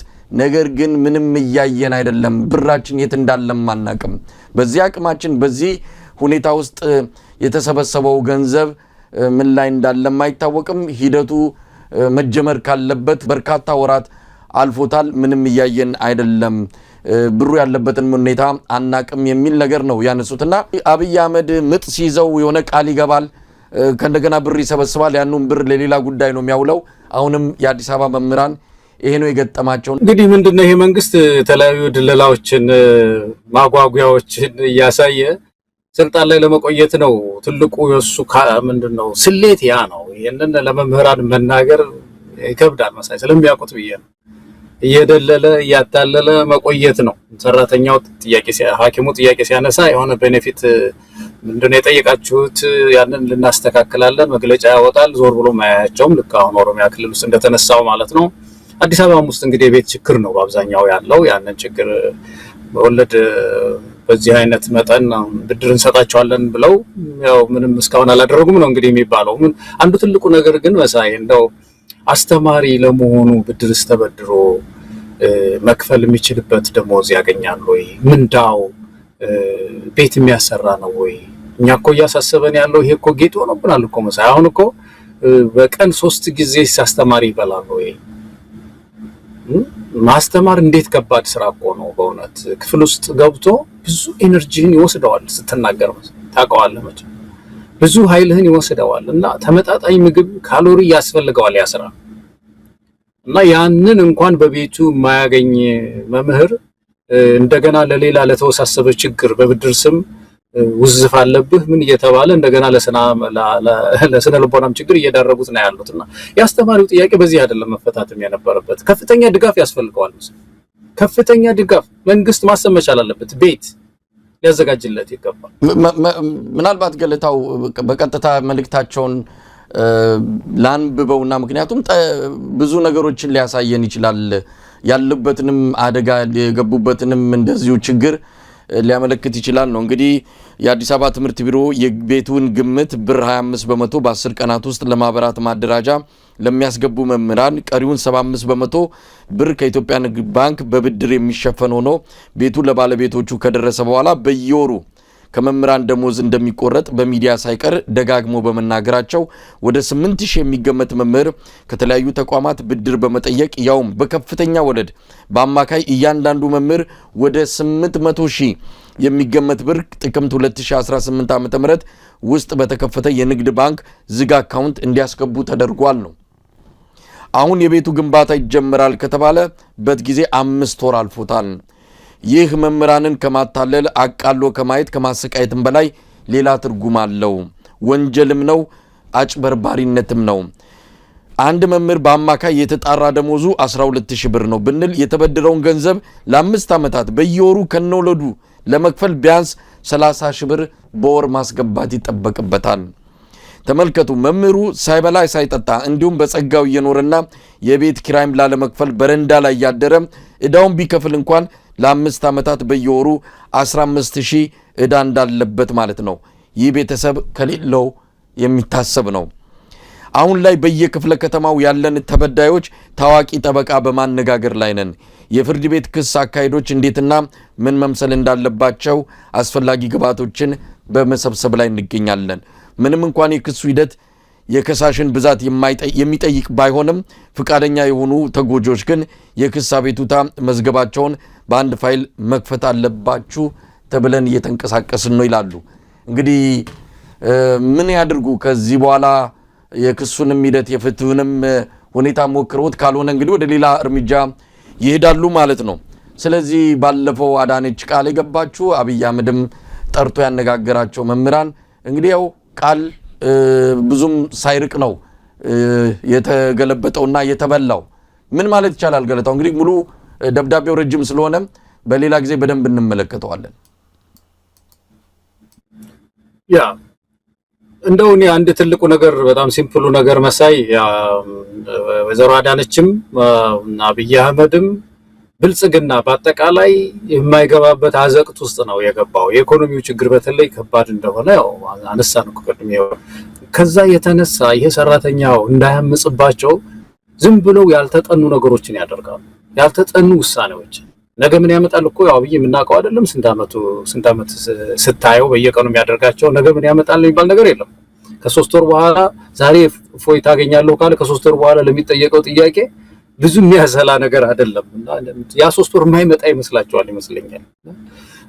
ተመልከተው መምህሩ ከ5 ወር ከሆነው ታዲያ ምንድነው ያ ነገር አለ ተነሳ ዛሬ። እና አንደኛ መቼም እኮ አንድ አስተዳደር የአዲስ አበባ አስተዳደርም ቢሆን ቁጭ ብሎ ስለ አዲስ አበባ መምህራን ሲያስብ እሺ የአዲስ አበባ መምህራን የቤት ችግር አለባቸው፣ ደሞዛቸው ይታወቃል አይደለም፣ ገቢያቸው ይሄን ያህል ነው። እነዚህን መምህራን ብድርም እኮ ይሄን ያህል ውሰዱ ብንላቸው እኮ አሁን እነሱ ካልኩሌት ያደረጉት መምህራን ካልኩሌት ያደረጉት ብንላቸውም እኮ ወለዱ የሚሆነው ይሄን ያህል ነው። ስለዚህ 12000 ብር የሚያገኝ መምህር ብድርም አግኝቶ ቤት አይሰራም ማለት እኮ። ስለዚህ ምን እናድርግ የሚል እኮ ሌላ ነገር ማሰብ መቻል አለባቸው እኮ አይደለም። ይሄ ቀላል ያስተዳደር ስሌት ይመስለናል መቼም በዛይ የሚያስብልኝ ከሆነ እንደ አስተዳደር ለኔ ለአስተማሪው የሚያስብ መንግስት ከሆነ እነዚህን ገቢዎችን የተመጣጠነ ቤት ማግኘበትን መንገድ ማስላት መቻል አለበት። ዝፍቅ ያደርጉና ዳ ውስጥ እንደገና ለሌላ ሐሳብ መምህሩን እንደገና ለሌላ ሐሳብ ከደሞዜ እጥፍ እንድከፍል የሚያስገድድ ሁኔታ ውስጥ እንደው ለምን ገባው እዚህ ውስጥ? መጀመሪያው ቤት እንሰራለን ብለው ዳ ውስጥ ከተቱኝ እኮ ነው። አሁን የመግለጫው ነው ወደ 30000 ብር 12000 ብር ነው ያለኝ 30000 ብር ማስገባት አለብኝ ብለው ዳ ውስጥ ከተቱት። እና ይሄ ትምህርትን ያሳልጣል ወይ? አዲስ አበባ ውስጥ የመምህሩን ችግር ይፈታሉ? ስለዚህ ለየት ያለ እንክብካቤ ያስፈልገዋል መሳይ። አሁን መምህሩ ከባድ ችግር ውስጥ ስለገባ ይሄንን መምህር በተለይ የቤት ጉዳይ፣ አዲስ አበባ የትራንስፖርት ጉዳይ፣ እነዚህ ቤኔፊትስ የሚባሉት ማለት ነው እነሱ ልዩ ሂሳብ ይጠይቃሉ። ህብረተሰቡም ዋጋ እየከፈለም ቢሆን ቤት ሊያጎናጽፋቸው ይገባል መሳይ፣ ሊያጎናጽፋቸው ይገባል። መምህራንን ትምህርት ይሻሻል ዘንድ ሰው አስተማሪ በቤት ኪራይ ናላው ዞሮ እንዴት ሊያስተምር ይችላል? ልጆቻችንን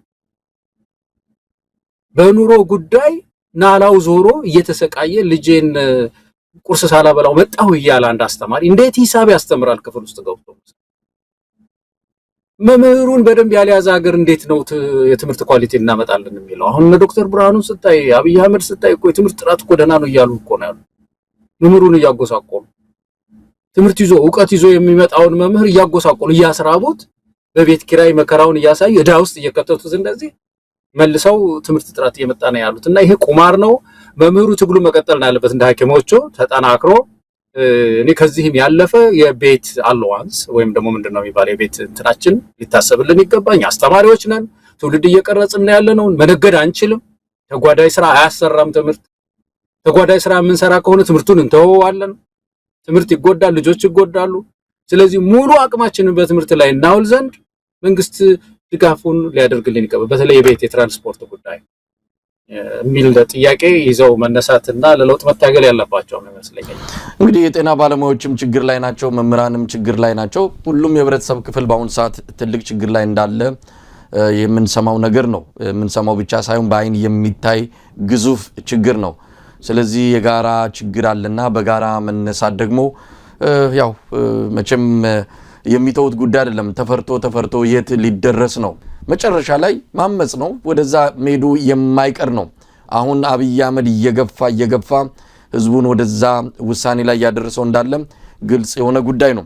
ገለታ ወደ ሌላው ርዕሰ ጉዳይ እንሂድ። ባጭሩ እናንሳው ይሄንንም ዶክተር ለታ ተስፋዬ የህዝብ ተወካዮች ምክር ቤት አባል የአብይ አህመድ አማካሪ የቀድሞ የደምቢዶሎ ዩኒቨርሲቲ ፕሬዝዳንት የነበሩ እዚህ ዋሽንግተን ዲሲ አቅራቢያኛ ባለንበት ከተማ ማለት ነው ሆቴል ውስጥ ሞተው መገኘታቸውን የሚገልጽ ዜና ወጥቷል። ይህንን በተመለከተ የደምቢዶሎ ዩኒቨርሲቲ የሐዘን መግለጫ አውጥቷል። ሞተው ተገኙ ነው የተባለው። እኔ በግሌ ባገኘሁት መረጃ ኤምባሲ አካባቢ እንደዚሁ ባሉ የመረጃ ምንጮች እንዳጣራ ነው ከሆነ ዶክተር ለታ ተስፋዬ ከሌሎች የብልጽግና ባለስልጣናት ጋር በዚህ የሉካም ቡድን መጥቶ ነበር ባለፈው ቅዳሜ። የቤቶች ኤጀንሲ እንደዚሁ ኃላፊን ጨምሮ ሌሎች ባለስልጣናት ወደ አሜሪካ መጥተው ነበር። ከዛ ሉካም ቡድን ጋር ነው እሳቸውም ወደዚህ የመጡት። እንግዲህ ከአንድ ቀን በፊት ነው አብረው ውለው እሳቸውም ወደ ቤታቸው ነው የሄዱት። እዚህ ክሪስታል ሲቲ በሚባል ቦታ ላይ ነው ሆቴል የያዙት። እዛ ሄደው ሌሊቱን እንግዲህ ሞተው መገኘታቸው ነው የተሰማው። ፖሊስ ማጣራት አድርጎ ይሁን ወይ የተገኘ መረጃ የሚታወቅ ነገር የለም። አስክሬን በአሁን ሰዓት ለኤምባሲው ዋሽንግተን ዲሲ ለሚገኘው የኢትዮጵያ ኤምባሲ ማለት ነው ተሰጥቶ ወደ አገር ቤት የአስክሬን ሽኝት እንደሚከናወን ነው የሰማ ነው። ዶክተር ለታ ተስፋዬ በእድሜ በጣም ትንሽ ናቸው በእድሜያቸው። ነገር ግን በታሪካቸው ብዙ ነገር ነው የሚጠቀሰው በግራም በቀኝም ማለት ነው። መልካም ነገራቸውም ብዙ እንደሆነ ነው የህይወት ታሪካቸው የሚያሳየው። በዚህ እድሜያቸው 3ኛ የፒኤችዲ የዶክተሬት ዲግሪ እየሰሩ እንዳለም ነው የተገለጸው። በደምቢዶሎ የዩኒቨርሲቲ ፕሬዝዳንትነት 5 ዓመት አገልግለዋል።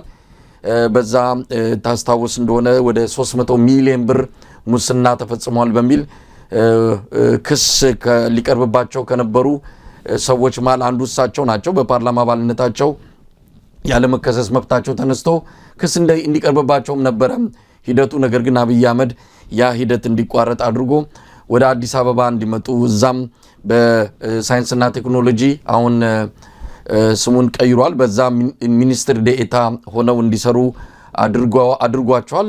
በኋላም ወደ ጠቅላይ ሚኒስትር ቢሮ በመወሰድም አማካሪ የቴክኖሎጂ ጉዳዮች አማካሪ በማድረግ ነው እንግዲህ ህይወታቸው እስካለፈበት ጊዜ ድረስ ሲያገለግሉ የነበሩት። በህዝብ ተወካዮች ምክር ቤት የፓርላማ አባል ናቸው። የሞታቸው መንስኤ የሚታወቅ ነገር የለም። ምናልባት ይህ ፕሮግራም እየተላለፈ እያለ አስክሬናቸው ወደ ኢትዮጵያ ሊላክ የሚችልበት ሁኔታ እንዳለን የሰማ ነው። ገለታው እንግዲህ ለሟች ነፍስ ይማር፣ ለቤተሰቦቻቸው መጽናናትን ነው የምንመኘው። ይሄ ድንገተኛ ህልፈት ነው። እስካሁን መንስኤው አልታወቀም። በኤምባሲውም ሆነ በፖሊስ በኩል የተገለጸ ነገር የለም። ገለታው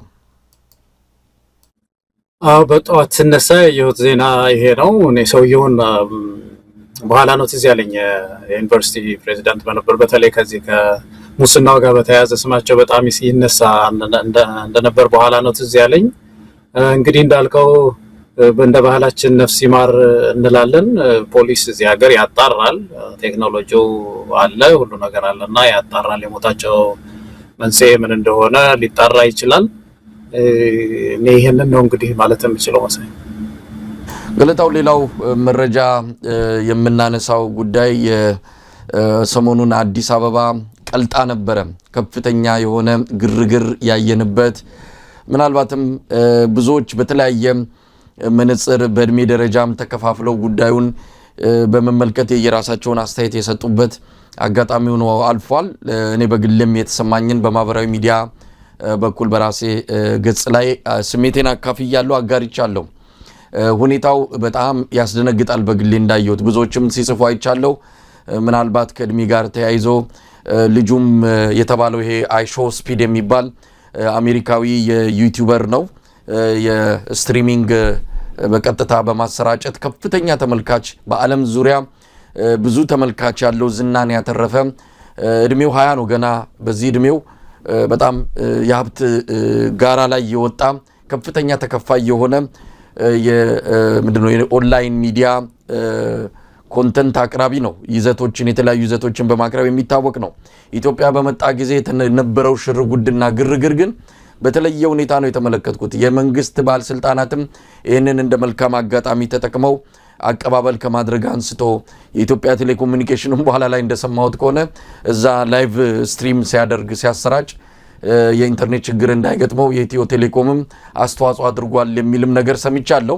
ነገር ግን ልጁ በራሱ ቴክኖሎጂ ታጥቆ የሚሄድ በመሆኑ በየትኛውም ሀገር የኢንተርኔት መቆራረጥ እንዳይገጥመው ያንን ቴክኖሎጂ ያስገባና ይዞት የሚዞር በመሆኑ ከዛ ጋር በተያያዘ የኢትዮ ቴሌኮም አስተዋጽኦ ምን እንደሆነ በግልጽ ልንረዳ አልቻልንም። ለማንኛውም እሱ እንዳለ ሆኖ እንዴት አየው ግርግሩን? በተለይ ኢትዮጵያ ውስጥ ከጊዜ ወደ ጊዜ እየጨመረ የመጣው ይሄ የቲክቶክ ቤተሰብ እየሰፋ መምጣቱ፣ ወጣቱ ሙሉ በሙሉ ጓዙን ጠቅልሎ ወደ ቲክቶክ ውስጥ መግባቱና ቀላል ማይባልም ገቢ ያገኙ ነው። መንግስትም ይህንን አይቶ ከነዚህ ቲክቶከሮች ላይ ግብር ሰበስባለሁ ብሎ መመሪያ አውጥቷል። ለማንኛውም ያየው ነገር ምን ስሜት ሰጠ? በዛ ደረጃ ኢትዮጵያ ቤተክርስቲያን ገብቶ እንደዛ ሲዘል የነበረበት ሁኔታ በተለያየ መንገድ ከኢትዮጵያ ባህል እሴት ጋር ፍጹም ተቃራኒ በሆኑ ትዕይንቶች ነው እንግዲህ ነገሮች ሲታዩ የነበሩትና እንዴት አየው? እንዴት ታዘብከው? ምናልባት ብዙ ከዚህም በመልካም ጎን የተመለከቱትንም በዚህ አጋጣሚ ማንሳት ይገባናል። እንግዲህ ወጣቱ የራሱ ዓለም ላይ ነው ያለው። በተለይ እነዚህ ቲኔጀርስ የምንላቸው ልጆች የራሳቸው ዓለም ላይ ነው ያሉትና ይሄ ቲክቶክ እዚህ ሀገር እንደምታውቀው ትልቅ የፖለቲካ እንትን ሆኗል፣ ዲቤት ሆኗል። እንደውም ቲክቶክ እንዘጋለን ብለው ነበር እኮ አንድ ጊዜ አሜሪካ ውስጥ። ከባድ የፖለቲካ ኢሹ ሆኗል እዚህ ሀገር። ለምንድን ነው ሳይንቲስቶችም ሲያጠኑ አይምሮንም እንትን እያደረገ ነው ያለው፣ እየጎዳ ነው ያለው። ይህ ቁርጥራጭ ኢንፎርሜሽን ቁርጥራጮችን ብቻ እንድናይ የሚያደርግ ስለሆነ ጥሩ አይደለም ለወጣቶቹም እና የሆነ ገደብ ሊበጅለት ይገባል እያሉ ነው። የፖለቲካ ጥያቄ ሆኗል እዚያም ሀገር ማለት ነው። እሱ አንድ ነገር ነው። እሱ ነው ኢትዮጵያም ውስጥ ይሄን ማሰብ መቻል አለብን። ወደፊት ውስጥ ምንድነው የሚሆነው? ይሄ ልጅ እንዳልከው አይሾው ስፒድ የሚባለው እንግዲህ እዚህ አሜሪካ ሀገር ውስጥ የሚታወቀው በተለይ በቲኔጀርስ አካባቢ ከ13 ዓመት ጀምሮ ያሉት እሱ እድሜ ድረስ እስካሉት ድረስ ይታወቃሉ። እነሱ ናቸው የሚያዩት። ያው እናንተ መቼም አናይም፣ እኛም ሌላም በእኛ እድሜ ያለው አሜሪካዊም ልጆች ናቸው የሚያዩት። ስለዚህ ምንድነው ኢንተርቴይንመንት ነው የሚሰራው፣ ማዝናናት ነው ልጆችን። እንግዲህ ልጆች ሲዘል ሲያዩት ኤነርጂ አለው ልጁ። አይተው እንደሆነ በቃ ማንኛውንም ነገር እኮ ምግብ ሲበላ ሬስቶራንት ገብቶ ያን ሬስቶራንት የሚያስታውቀው አንድ ጊዜ አግበስብሶ በመብላት ልጆች ይስቃሉ። ያን ሲያዩ አይኑን ያጉረጠርጣል፣ ደግሞ አንዳንድ ጊዜ ድምጹን ይቀይራል እና ይሄ ያዝናናቸዋል ልጆቹን ማለት ነው። ብዙ ወደ 50 ሺህ ነው ስንት ሺህ እንትን ነው ሰብስክራይበር እና ይሄ ልጅ እንግዲህ ወደ አፍሪካ 50 ሚሊዮን ነው 50 ሚሊዮን ሰብስክራይበር። 50 ታንክ ዩ ሶ ማች መሳይ 50 ሚሊዮን ማለት በጣም ብዙ እኮ ነው እና ያን ያህል ተጽዕኖ አለው። ወጣቱ ይወደዋል። የኢትዮጵያ ልጆች በዚያ እድሜ ውስጥ ያሉትን ቢወዱት ልክ ነው፣ ይዝናኑ ልጆቹ፣ ደስ ይላል። እኛ ኢትዮጵያን በመሄዱ እኔ በጣም ደስተኛ ነኝ በማየቱ ማለት ነው። ይዝናኑበት ልጆች ስላሉ የሚወዱት ልጆች አሉና ጥሩ። የኢትዮጵያ ቴሌኮሙኒኬሽንም ለዚህ ጥንቃቄ ማድረጉ እኔ ጥሩ ነው ባይ ነኝ። መጥፎ ነው ብያ ላይ እሱ እዛ ባሻገር ግን እንደዚህ አይነት ልጆች አሁን ኢንተርቴይንመንት ነው ይሄ ልጅ የሚሰራው፣ ማዝናናት ነው፣ ቀልድ ነው፣ መቦረቅ ነው። አንድ ነገር ስታሳየው ዘሎ ነው የሚያሳይህ እና የት ነው የምንወስደው የሚለው ነገር እኮ ይሄንን ማሰብ ያስፈልጋል። አሁን አንዳንድ ያየኋቸው ነገሮች በጣም ከቤተክርስቲያኑ ጀምሮ ቤተክርስቲያን ውስጥ ከተደረገው ጀምሮ በጣም የሚያሳዝን ነገር ነው። ይሄ ጠቀመን? አሁን የኢትዮጵያ ኦርቶዶክስ ቤተክርስቲያን በዓለም እንድትታወቅ አደረገ በዛ ቲክቶክ ውስጥ ወይስ ምን ተፈጠረ መሰለህ? መጀመሪያ ሳይገለጽም ወይ ቤተክርስቲያን ነው። ቤተክርስቲያን ውስጥ መዝለል አይቻልም። ልጁ እንደሚዘል እኮ የታወቀው እኮ። ምክንያቱም የሱ እንትን ይሄ ጀስቸር ነው በቃ መዝለል በአካል ስለሆነ የሚገልጸው በዛ ነው የተወዳጅነት የሚያገኘው። ሪአክሽኑ በዛ ነው፣ ኃይለኛ ነው፣ ኤነርጂ አለው በሚል ወጣቱ የወደደው። ቤተክርስቲያን ውስጥ እንደዛ አይደረግም። ነጠላ ብጤ ጣል አድርግ እና የመስገድ እንትን አለ። እንደዛ ተደርጎ ነው የሚገባው። አንድ ነው። ሁለተኛው ኢንተርቴይንመንት ቤተክርስቲያን ውስጥ ያስፈልጋል ወይ? ቤተክርስቲያን ትመረጣለች ወይ? አንድ የምትታይ ቦታ። አሁን ቄሶቹ ምንድነው መስቀል ይዘው ምን ይዘው ወጥተው ተሰልፈው ምንድነው ይሄ አዝናኝ የሆነው ልጅ መጥቷልና ቤተክርስቲያን ውስጥ ያዝናና የሚል ነገር እንዴት ይደረጋል? መሳይ እኮ በጣም እኮ የተሳከረ ዘመን ላይ ነው ያለው። በጣም የተሳከረ ዘመን ላይ ቢዮንሴ ነው የመጣችው። ባለፈው ስናወራ ነበር አንድ ጊዜ መጣ ተብሎ ቤተክርስቲያን ያን ሁሉ አቀባበል አደረገች ሲባል ምንድነው የነካት ቤተክርስቲያኒቱ? ልትመክራቸው የሚገቡ ሰዎች እንደዚህ አይነት ውስጥ ስትገባ እሴታችን ተነካ ብሎ ብዙ ሰው ይጎዳል እና እኛም ቤተክርስቲያን በዚህ ልጅ በዚህ ሾው አልተጠቀመችም ማለት ነው። እንግዲህ ወጣቱም ሲያይ ሌላ ዓለም ያለው ወጣት ሲያይ መዝለያ ነው ያረጋት ቤተክርስቲያን እሴቷንም አላሳየችም። አንዱ ይሄ ነው። ሌላው በጣም ያየሁት አንደኛው ነገር መሳይ ምንድነው ይሄን የቅንብር ችግር ለምሳሌ የኦሮሚያ ይሄ የሚለበሰው እንትን አለ አይደለም የዝንጀሮ ጎፈር እንግሊዘኛ የሚችል ሰው አሳይቶ ልጁ በጣም ፈጣን ነው። ያው ስፒድ ሾው ነው እንግዲህ በጣም ፈጣን ነውና በዛ ፈጣን እንቅስቃሴ ውስጥ ይሄ የኦሮሚያ ዳንስ ምን እንደሚመስል ቶሎ የሚገልጽ ሰው አብሮት መኖር ነበረበት እና ልጁ እንግሊዘኛ አይችልም ሲያስተዋውቅ ነበር። ሊናገረው ሌላ ነው። ያንን ቁርጥ አድርገው አውጥተው መቀለጃም ያደረጉበት ሁኔታ ነው ያለው አንዳንድ ሰዎች። እነዚህ የቅንብር ችግር በጣም የጎደለው ነው። መርካቶ ሄዶ የሀበሻ ልብስ ዋጋ ሲጠይቅ ልጅቱ ገንዘብ ፈልጋለች እና ያው ለውጭ ሀገር ሰው አንዳንድ ጊዜ ገንዘብ ሲጨምር የለም መክሮ ስማችንም እንዳይሳጣ ማድረግ ሲቻል ዝም ብላ ተቆልልበታለች እና የማይገባ ገንዘብ ስታደርግ ሌሎች ደግሞ በአማርኛ ያወራሉ። ለምንድነው እንደዚህ የምታደርገው? ለምንድነው እንደዚህ? ይሄ ሾው ተላልፏል እና በጣም ብዙ ሚሊዮን ሰው አይቶታል። ይሄ ስለ ንግዳችን ይጠቀማል ወይ? እንደዚህ አይነቱን ነገር ነው የምናሳየው እና የቅንብር ችግር እንደዚህ አይነት ሰው ሲመጣ የሚታዩ ቦታዎችን የመምረጥ የሚያነጋግሩ ሰዎችን የመምረጥ ጥሩ ኢሜጅ ኢትዮጵያ ይኖራት ዘንድ የሚለው ነገር አስፈላጊ ነበርና በጣም ቅጣም ባሉ የጠፋበት ሆኖ ነው ያየሁት። ከዛ ባሻገር ግን እኔ እንደው በዚህ በቲክቶክ ዘመን ልጆቻችንንም ህብረተሰባችንንም የመጠበቅ ስራ ቴክኖሎጂው ይዞት የመጣው ጥሩ ነገር እንዳለ ሆኖ ቅድም ስትል ነበር መሳይ ልኬት የማበጀት ነገር በአግባብ በሞራል የማሳደግ ነገር በጣም ያስፈልገናል። በጣም ሴቶቻችንን መጠበቅ አለብን የሚለው ነገር አስፈላጊ መልእክት ይመስለኛል። ገለታው በተወሰነ ደረጃ ካንተ የምለይባቸው ሀሳቦች ቢኖርም ግን በአጠቃላይ ያነሳቸውን የምጋራው ነው። ልጁ አይሾው ስፒድ ኢትዮጵያ መምጣቱ ይህን ያህል የተለየ ተቃውሞ ወይም ደግሞ ቅሬታ የሚፈጥርብኝ ስሜት ያለኝ ሆኖ አይደለም። ነገር ግን ሁሉ ነገር ልክ አለው። በልኩ ቢሆን ጥሩ ነው። እንዳልከው ከ13 እስከ 18 ዓመት የእድሜ ገደብ ያላቸው ልጆች ናቸው የሱ ታዳሚዎች። ነገር ግን ኢትዮጵያ ውስጥ ያየነው ሕፃን አዋቂው፣ ምሁሩ፣ የመንግስት ባለስልጣኑ፣ የሃይማኖት ሰው ሁሉም ነው በዚህ ጉዳይ ላይ ግርግር ሲፈጥርና ሲታደም የነበረው። አንተ የጠቀስከው መልሼ ለማንሳት አይደለም። ነገር ግን ኢትዮጵያ ለማስተዋወቅ አይነተኛ አጋጣሚ የሚፈጥር ነው በሚልም የኢትዮጵያ ቱሪዝም ሚኒስትር ሰላማዊት ካሳ ጭምር አብራው ወዲህ ወዲያ ስትል የነበረበትንም ትዕይንት አይተናል። እንግዲህ ይሄ በዚህ አጋጣሚ ኢትዮጵያን ለማስተዋወቅ የሚደረገው ቀደም ሲል አንተ የጠቀስከው ምንድን ነው የሚታየው? ኢትዮጵያ በአሁን ሰዓት የሚታይ ነገር አላት ወይ? ዓለም ኢትዮጵያ እንዲያውቅላት የሚፈልገው አዲስ አበባ ላይ ያለውን ብልጭልጭ ነገር ነው? ኢትዮጵያ ማለት አዲስ አበባ ብቻ ነው? አሁን ልጁ የወሰደው እንደዛ ነው። እንዴት ኢትዮጵያን ድሃ ትላላችሁ? እንዴት የምታምር ከተማ አለ። ኢትዮጵያ አዲስ አበባ ብቻ አይደለችም። ኢትዮጵያ ከአዲስ አበባም የገዘፈ ችግር ያለባት ትልቅ ህመሞች ያለባት ብዙ ነገሮች ያሉባት ሀገር ናት። ዓለም እንዲያውቅልን የምንፈልገው የአብይ አህመድን ብልጭልጭ ፕሮጀክቶች ብቻ ነው ወይ? ይህም ነገር በደንብ የታየ ታስባል። አዳነች አቤቤ ጉዳዩ በጣም መልካም አጋጣሚ ፈጥሮልናል። ለዚህ አስተዋጽኦ ላደረጋችሁ በሙሉ ምስጋናዬን አቀርባለሁ። በተለይ ቲክቶከሮችን እንደዚሁ በተለየ ሁኔታ ወጣቶችን ጠቅሳ አመስግናለች። በነገራችን ላይ ቲክቶከሮችን ወደ እነሱ ሀዲድ ውስጥ እያስገቧቸው ነው ያሉት። ባለፈው የሰላምና ደህንነት ቢሮ ኃላፊዋ ወይዘሮ ሊዲያ ጠርታቸው የነገረቻቸው ነገር አስተዋውቁት ነው። ይህን ስኬታችንን አስተዋውቁ በምትገቡበት ሁሉ በአንዳንድ መድረኮቻችሁ ይሄ የምንሰራቸውን ስራዎች ለዓለም አሳዩልን ብላ በደንብ በግልጽን የነገረቻቸው። የተወሰኑትን እስር ቤት እያስገቡ ሾጥ ሲያደርጓቸው ደንግጠዋል። ከዛ አንጻር ሲታይ እነዚህ ቲክቶከሮችን ለፖለቲካ መጠቀሚያ ለማድረግ እና አብይ አህመድ እቅድ አዘጋጅተው እየተንቀሳቀሱ ነው። ለዛም ነው አዳነች አቤቤም የመንግስት ባለስልጣናትም የዚህ ልጅ መምጣት ኢትዮጵያን ለመሸጥ የአብይ አህመድን ብልጭልጭ ፕሮጀክቶችን ለዓለም ለማስተዋወቅ መልካም አጋጣሚ ፈጥሯል ያሉት። አዎ በእርግጥም ልጁ በቀጥታ ስርጭት ሩብ ሚሊዮን ሰው ሲከታተለው ነበር። ከዛም በላይ ቁጥር ያለው አይቷል ዓለም።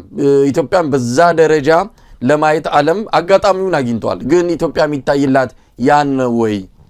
ኢትዮጵያ እኮ ገዢዎች ቀደም ሲል በመግቢያችን ላይ ያልነው እኮ ነው 40 ሰዎች ዛሬ ወታደሮችን እንተው ሚሊሻዎችን መሳሪያ ስለታጠቁ ምናልባት የነሱ መሞት እንደው በተለየ ሁኔታ ልናየው እንችላለን። ምንም ያልታጠቁ 40 ንጹሃን ዛሬ በድሮን የተገደሉባት ሀገር ናት። በአብይ አህመድ በየቦታው ንጹሃን እየረገፉ ነው። በፖለቲካዊ ረሃብ ሚሊዮኖች እየተቀጡ ነው።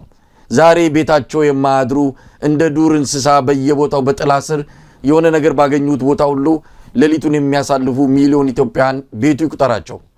እንዲህ አይነት ያለባት ሀገር ናትና አንዳንድ ጊዜ ምናስተዋውቀውስ ምንድነው?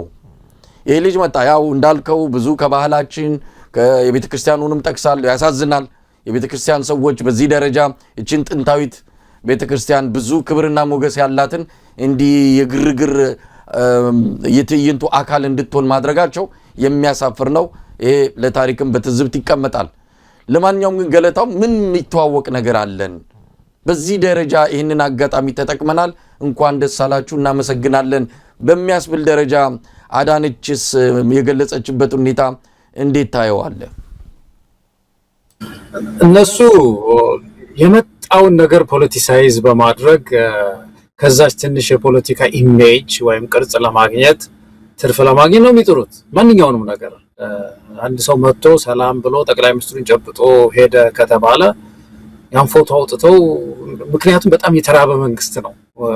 የከሰረ መንግስት ስለሆነ ሰክሰስ ወይም ምንድነው ይሄ ስኬት የራቀው መንግስት ስለሆነ ጥቃቅን ነገሮችን ያገጣጠመ ፖለቲካ ትርፍ ለማግኘት ይሞክራል እና ያዳነችም እንትን ያ ነው። እኔ ልጁ መምጣቱ ወደ ኢትዮጵያ መምጣቱን የደገፍኩት ምክንያት ምንድነው? አንድ ትውልድ አለ። ይሄ አሁን ያልነው ቲኔጀርስ የምንላቸው ልጆች ኢትዮጵያም ውስጥ ይወዱታል፣ ይከታተላሉ። ልጁ ከሚያለቅሱት ጋር የሚያለቅስ አይደለም። ያው ያነሳነው ነገር ነው። የዚህ ሁማኒቴሪያን ጉዳይ ምናምን አይደለም። በዝም ብሎ መፈንዳት ነው የሚሉት። ያንን ቃል አሁን እኛ መጠቀም ላይ ኖርብን ይችላል እንጂ እንደዛ አይነት ነው። በቃ መዝለል ነው፣ አይኑን ማጉረጥረጥ ነው። እንደ ውሻ መጮህ በጣም ይችላል። የተለያዩ ውሻ እንትኖችን ያሰማናል። ልጆች ህፃናት ወደውታል ያንን እያዩ እና ይሄ ልጅ ሲመጣ እንግዲህ በዚህ እድሜያቸው ያሉ ልጆች ጋር ተገናኝቶ ቢጫወት ምናልባት ገለታው እዛ ላይም ልዩነት የሚፈጥር ነገር አለ። እንግዲህ እሱ ጣጣቸውን የጨረሱ ትውልዶች የልጅ ልጅ ነው። አሜሪካ ጣጣዋን ጨርሳለች በአብዛኛው ምንም ችግር የለባትም ማለት አይደለም። እኛ ከነሱ እንለያለን፣ በብዙ መንገድ እንለያለን። እሱ ዛሬ አሜሪካ ካለችበት ሁኔታ አንፃር ኢትዮጵያ በዛ ደረጃ ልጆች እንዲህ አይነቱን ነገር በአርአያነት መከተል አለባቸው ብለን ልጆችም ይህንን ነገር እንደ ጥሩ ሞዴል እንደ ጥሩ ነገር እንዲከተሉትም የልብ መስጠትም በተለይም ከባለስልጣናት ለኢትዮጵያ ቀጣይ ትውልድ ከሚያስብ አመራር የሚጠበቅ አይደለም። ምክንያቱም ሁልጊዜ የምንናገረው ነው። ትምህርት ቤት ማይሄዱ እኮ ህፃናት አሉ። ከ5 እስከ 10 ሚሊዮን ኢትዮጵያውያን በአሁኑ ሰዓት ወይ ትምህርት ቤት አይሄዱም ወይ የተቆራረጠ ትምህርት ነው እየተማሩ ያሉት። ሌላ የሚያንገበግብ ነገር እኮ አለብን።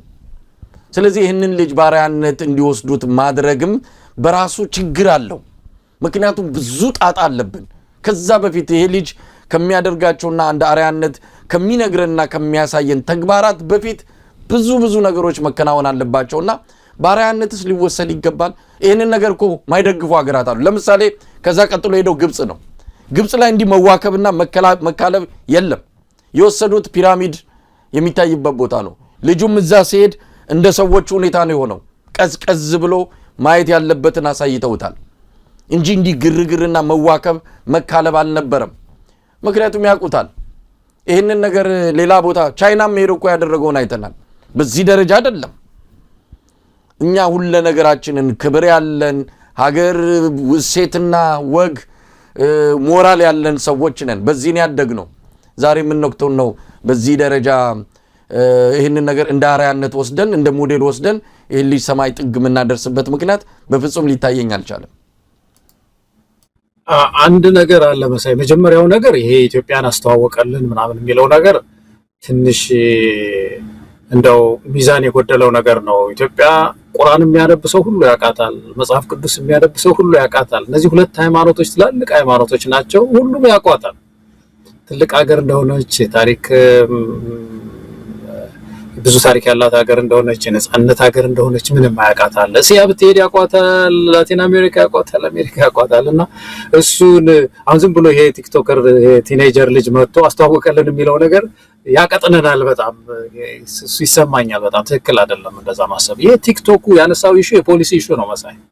እንዳንተ አጥብቀው የሚያምኑ አሉ እዚህ ሀገር ታውቀው የለም። ባለፈው ሊዘጋ አልነበረም ቲክቶክ ጫፍ ላይ ከደረሰ በኋላ ነው እንደገና የቆየው።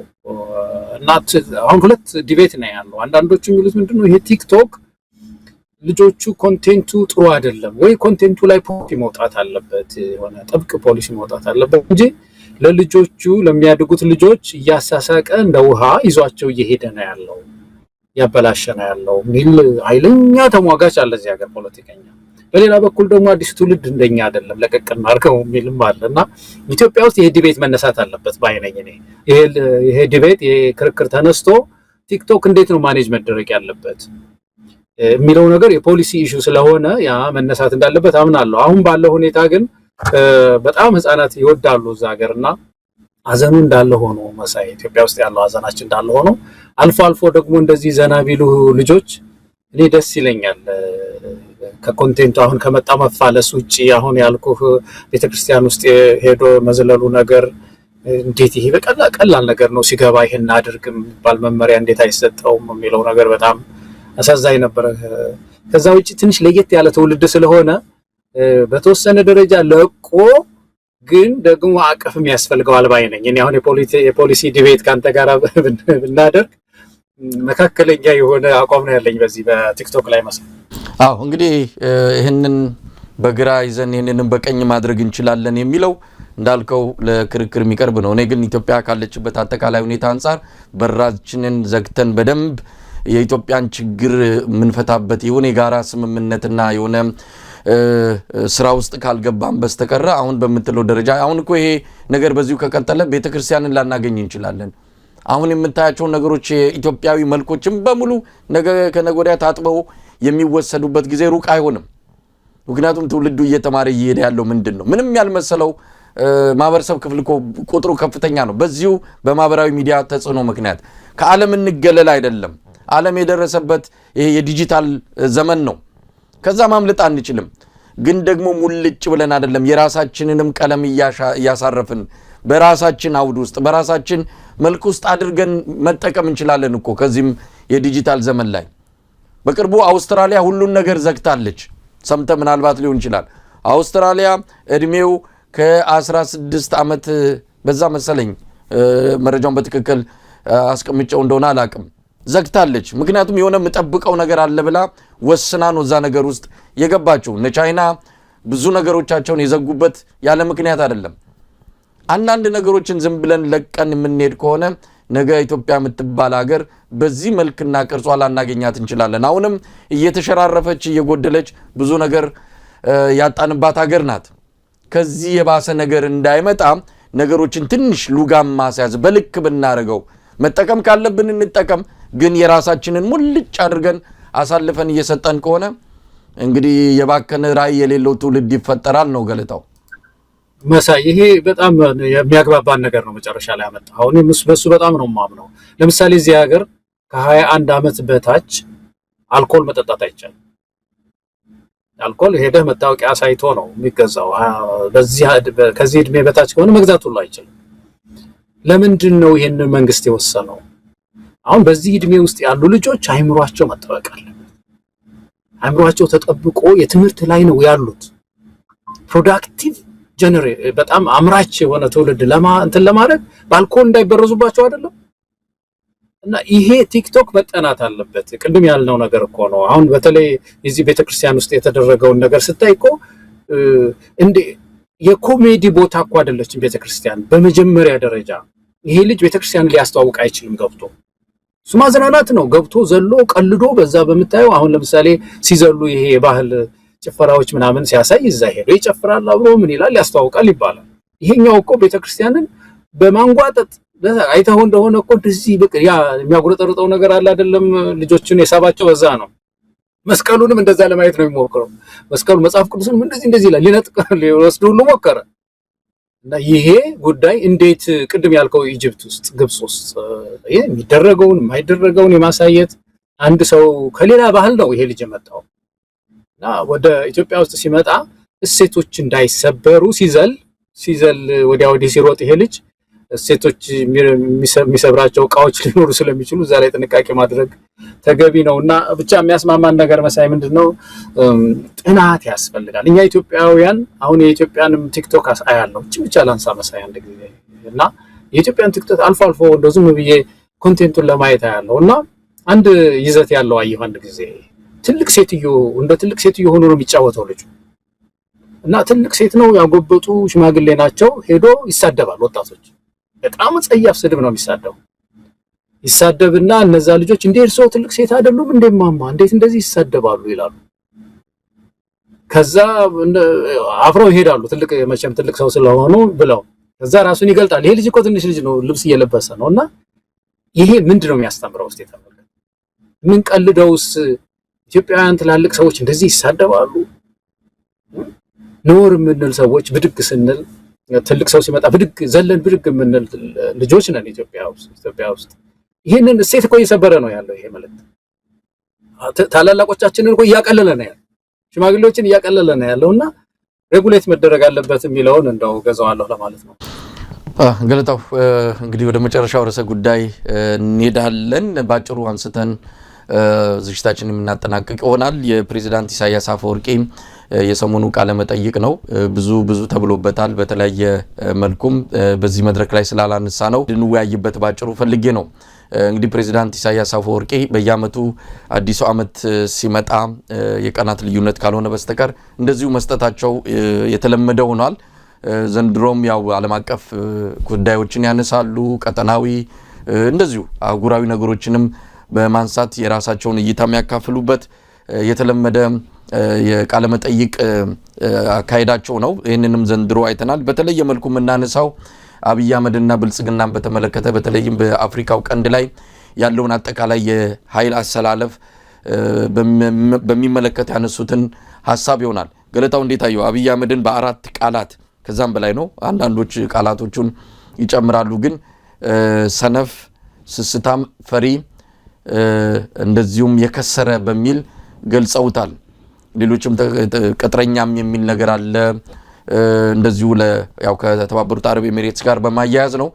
ሌሎችም መገለጫዎችና ቅጽሎችን በመጠቀም ነው አብይ አህመድና ብልጽግናን የገለጹት። እንደው በአጠቃላይ እንዴት አየው የፕሬዝዳንቱን ቃለ መጠይቅ? የፕሬዝዳንቱ ቃለ መጠይቅ ፖለቲካዊ ይዘት ያለው ይሄ እሳቸው አብይን የገለጹበት መንገድ አለ። ከዛ ውጪ ግን ፖለቲካዊ የሆነው ትልቁ መልእክት ብልጽግና ጦርነት አውጆብናል የሚል ነው። ጦርነት ታውጆብናል የሚል መልእክት ነው ያስተላለፉት። እኔ ጠበቅ ያለ ቃል ዛሬ ነው እንግዲህ የሰማነው። ብዙ ጊዜ አካኪ ዘራፍ፣ ስድብ፣ ነቀፌታ ከዚህኛው ክፍል ነው የነበረው ከዚህ ከአብይ አህመድ ነው። ወታደሩም ተነስቶ ልንወር ነው የሚለው ምን ሌላ እንደዛ ነው የምንሰማው። ከዚህ ከኤርትራ በኩል ብዙ ጊዜ ትንሽ ዝምታ የበዛበት ነበርና አሁን ግን እኚህ ፕሬዝዳንት ኢሳያስ ያሉት ይሄ ብልጽግና ጦርነት ኦልሬዲ ያስነሱብናል የሚለው ነገር ትልቅ የፖለቲካ መልእክት ነው ያለው በሪጅኑ ማለት ነው። እንግዲህ የፖለቲካ ሽረት እንደሌለ ይሄ እንደሚጠበቅ ነው እንግዲህ መሳይ ጦርነት በሁለቱ ሀገሮች መካከል ጦርነት ሊነሳ እንደሚችል የሚያሳይ ነው። ኤርትራም ዝግጅት እያደረገች ነው ማለት ነው እና ይሄ ጉዳይ ምን ያህል ኤስካሌት እንዳደረገ እየጨመረ እንደመጣ ቴንሽኑ ወይም ውጥረቱ በሁለቱ ሀገሮች መካከል የሚያሳይ ነው። እኔ ይሄንን ነው ከሳቸው ንግግር የወሰድኩት መሳይ። ገለታው እንግዲህ በብልጽግናው መንደር እሳቸው ይህንን መናገራቸውን ተከትሎ ከፍተኛ የሆነ ያው የመልስ ምት ነው እየተሰጠ የሚገኘው። እሳቸውስ ቢሆኑ በዚህ ረገድ ምንድናቸው? ስንፍናንም በተመለከተ የጠቀሱ ከአብይ ጋር እያወዳደሩ ማን ነው በስንፍና ሊጠቀስ የሚችለው የሚል ነገር ሁሉ አንስተዋል። በቅጥረኝነት እንኳን እሳቸው የሚታሙ አይደለም። ብልጽግናዎችም በዚህ መከራከሪያ የሚኖራቸው አይመስለኝም። ምክንያቱም አብይ አህመድ ምናልባትም በሰፊው ልናነሳ ወደፊትም ልንወያይበት ሌሎች ባለሙያዎችንም ጋብዘን የምንነጋገርበት ጉዳይ ነው። ቅጥረኝነቱ ከልክ አልፏል። ትላንት የሶማሊያ መንግስት ወደ ሞቃዲሾ እየበረረ የነበረ ኢትዮጵያ አየር መንገድ ካርጎ አውሮፕላንን እንዳያርፍ ከልክላ መልሰዋለች። ይህንም ያደረገችው የተባበሩት አረብ ኤሚሬትስን የጦር ቁሳቁሶችና የጦር ኃይሉን ጭኖ ሲሄድ እንደነበረ ነው የተገለጸው። ማንኛውም የተባበሩት አረብ ኤሚሬትስን ነገር የያዘ ማንኛውንም አውሮፕላን በሰማይ እንዳያልፍ ብላ ገደብ ጥላለች። በዛ የተነሳ ኢትዮጵያ አየር መንገድም የዚህ ሰለባ ሆኗል። አብይ አህመድ የኤሚሬትስ አውሮፕላኖች አይደሉም ይህንን እያጓጓዙ ያሉት። የኤሚሬትስ አውሮፕላኖች ዓለም አቀፍ ሕግን የሚከተሉ ሌሎች ነገሮችንም የሚጠብቁ በመሆናቸው እዚህ ነገር ውስጥ አያስገቧቸውም። የሚጠቀመው ኢትዮጵያ አየር መንገድን ነው ለእንደዚህ አይነት ጉዳይ። ስለዚህ አብይ አህመድ ይህንን ፈቅዶ ሰጥቷል። የኢትዮጵያ አየር መንገድ በዚህ ምክንያት ከሶማሊያ አቻቸው ጋር ያው እንዲህ አይነት መሻከር ውስጥ ገብተዋል ማለት ነው። ስለዚህ ፕሬዚዳንት ኢሳያስ አፈወርቂ ይህንን የተመለከቱ ነገሮችን ያነሱት ቅጥረኝነትን በተመለከተ ስግብግብነትን በተመለከተ ጅቡቲ ለምን ይህንን አገኘች፣ ጅቡቲ ለምን $2 ቢሊዮን ከዛም በላይ አገኘች ብለው ነው እንግዲህ አሰብን ካልያዝኩ ካልወረርኩ የሚለው። ይሄ ስግብግብነት ነው፣ ስስታምነት ነው የሚል ነው። በየቦታው እየገባ ጣልቃ እየገባ በተባበሩት አረብ ኤሚሬትስ ኮፍያ አብይ አህመድ ኢትዮጵያን ለተለያዩ ነገሮች አሳልፎ የሰጠውም ከዚሁ ስግብግብነት የተነሳ ነው የሚል ነገርም አንስተዋል። ፈሪነትን በተመለከተ ፉከራውን ነው አንተም አንስተዋል። ፈሪ ነው የሚፎክረው፣ ጎበዝ በልቡ ነው፣ ጀግና ሙያ በልብ ነው የሚባለው። አብይ አህመድ ጀነራሎቹ ነጋ ጠባ ልንወር ነው፣ ነጋ ጠባ ቀይ ባህር ልንደርስ ነው፣ በዘፈኑም በምኑም በካርታውም እየመጡ ዛቻውና ቀረርቶ የምንሰማው ከዛ በኩል ነው። ይሄ የፍርሃት ምልክት ነው፣ ፈሪነት ነው በሚል የተገለጹበትም ሁኔታ ነው። የከሰረ የሚለውንም እንግዲህ እያየን ነው። ላለፉት 7 ዓመታት በእርግጥም አብይ አህመድ ከስሯል። ያገኘው ነገር የለም። በዙሪያው ያሉትን ሰዎች በሙሉ አጥቷል። አሁን ከሞሮኮ ጋር የጦር ምናምን ስምምነት ተፈራረምን፣ ደቡብ አፍሪካ የሆነ ነገር አደረግን ይላሉ። እዚህ ጎረቤት ሀገር ጠላት አፍርተ ሩቅ ሄደ ወታደራዊ ነገር የምትፈራረምበትና የምትስማማበት ምን ሊጠቅም ነው? ይሄ የክስረት አንዱ መገለጫ ነው አድርጎ መውሰድ የሚቻል ነው።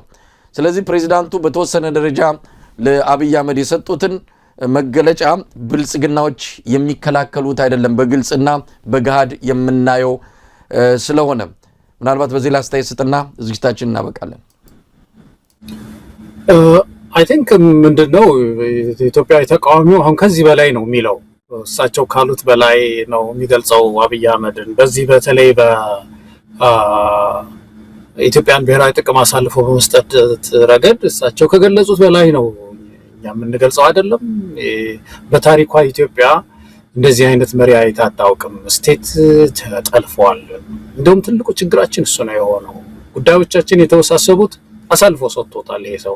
ሽግግሩ ሲከሽፍ ወዲያውኑ አሳልፎ የሰጠው ሴኩሪቲው እና በተለይ ዩኤኢ ተልከት አሁን እንደውም እንኳን ያነሳን የዚህ የዩኤኢ እና የሳውዲ ጉዳይ መሳይ እነዚህ ሁለቱ ሀገሮች ትርምስ የአረብ ስፕሪንግ ራሱ አረብ ስፕሪንግ እንዲከሽፍ ተመልሶም እንዳያንሰራራ እንደው እያደረጉ ያሉ እነዚህ ሁለት ሀገሮች ናቸው መሰለኝ ዩኤኢ እና ሳውዲ ያላቸው ትርምስ ማለት ነው።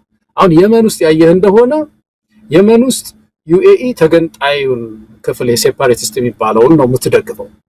ሳውዲ ደግሞ በዓለም አቀፍ ተቀባይነት ያለው የሚባለው መንግስት ነው የምንደግፈው ነው። ሁለቱም በደንብ ይደግፋሉ በተለያየ መንገድ። ስለዚህ የመን ውስጥ ኮንሰንሰስ እንዳይመጣ ትርምስ እየፈጠሩ ነው ያሉት። የኢኮኖሚ የኤነርጂ ሪሶርስ የማግኘት እና በአካባቢው ተጽዕኖ የመፍጠር ሩጫ ላይ ነው ያሉት እነዚህ ሁለት ሀገሮች። ሱዳን ውስጥ ተመልከት፣ ሱዳንም ውስጥ እንደዛው ነው። አንዱ ሳውዲ የኤስኤኤፍ የሚባለውን ጦሩ ነው የምትደግፈው፣ ዩኤኢ ደግሞ ፈጥኖ ደራሹ ነው የምትደግፈው ከአብይ ጋር ሆነ ማለት ነው። ቀይ ባህር ላይ ከባድ የሆነ ኢንተረስት የተቃረነ ኢንተረስት ነው ያላቸው። ሊቢያ ውስጥ እንደዛው የተለያዩ ኃይሎችን ነው የሚደግፉት ሁለቱ። ስለዚህ በየሀገሩ ይሄ በኢኮኖሚ በፖለቲካ የበላይነት ለማግኘት የሚያደርጉት ሩጫ አድርባዮችን እየፈለጉ በየመን ማዕከላዊ መንግስት ባልጸናባቸው አካባቢዎች የተሻለ ለማምጣት በሚያደርጉት ጥረት አገሩን እየበጠበጡ ነው ያሉት። የአረብ ስፕሪንግም እንዲከሽፍ ነው ያደረጉት በዛ አካባቢ። ሱዳንም አሁን እያተራመሱ ነው ያሉት እና ኢትዮጵያ ውስጥ ይሄ ትርምስ እንዲፈጠር አድርጓል አብይ አህመድ። ተጠቃሎ ገብቶ ለዩኤኢ ተጠቃሎ ገብቶ እንዳልከው ኢትዮጵያ አየር መንገድ ሊጠቀምበት ይችላል። በቀይ ባህር በኩል ዘምታለው ቀይ ባህር ላይ ዩኤኢ ላላት ኢንተረስት ማለት ነው። ሶማሊያ ላንድ ላይ ላላት ዝንባሌ ትልከዋለች። ስለዚህ ይሄ የኢትዮጵያ ሰራዊት ውስጥ ያላችሁ መኮንኖች ይሄንን ነገር ማጥናት ይገባል። ከኤርትራ ጋር ያለው ጦርነት መንስኤው ምንድነው?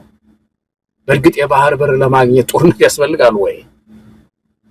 ምን አይነት የዲፕሎማሲ አካሄድ ነው ያለው የሚለውን ነገር ማጥናት ሚሊተሪ ውስጥ ያሉ ማለት ነው ምሁራንም ያለብን ይመስለኛልና በአጠቃላይ የዚህ አሁን ፕሬዝዳንት ኢሳያስ ያሏቸው ነገሮች ከዛ በላይ ነው ኢትዮጵያን ስም የሰጡት ማለት ነው መሳይ። ምናልባት ሌላ ምን ጨምሮ ያለ አይመስለኝም። ሁሉን ነገር የዳሰስን እንደሆነ ነው ማቀው። በጣም ነው ማመሰግን። ምን ጨምሮ ከሌለ በጣም ነው ማመሰግነው መሳይ። ይበቃል። መልካም ቀን ይሆንልህ። ተመልካቾቻችን በርካታ ርዕሰ ጉዳዮችን ያነሳንበት የዕለቱ የአንከር መረጃ ክፍለ ጊዜ የተከታተላችሁትን ይመስላል። አብራችሁን ስለቆያችሁ ምስጋናችን ከልቦ ነው። ከያላችሁበት ይድረሳችሁ። ኢትዮጵያ በክብር ለዘላለም ትኑር። ጤና ይስጥልን።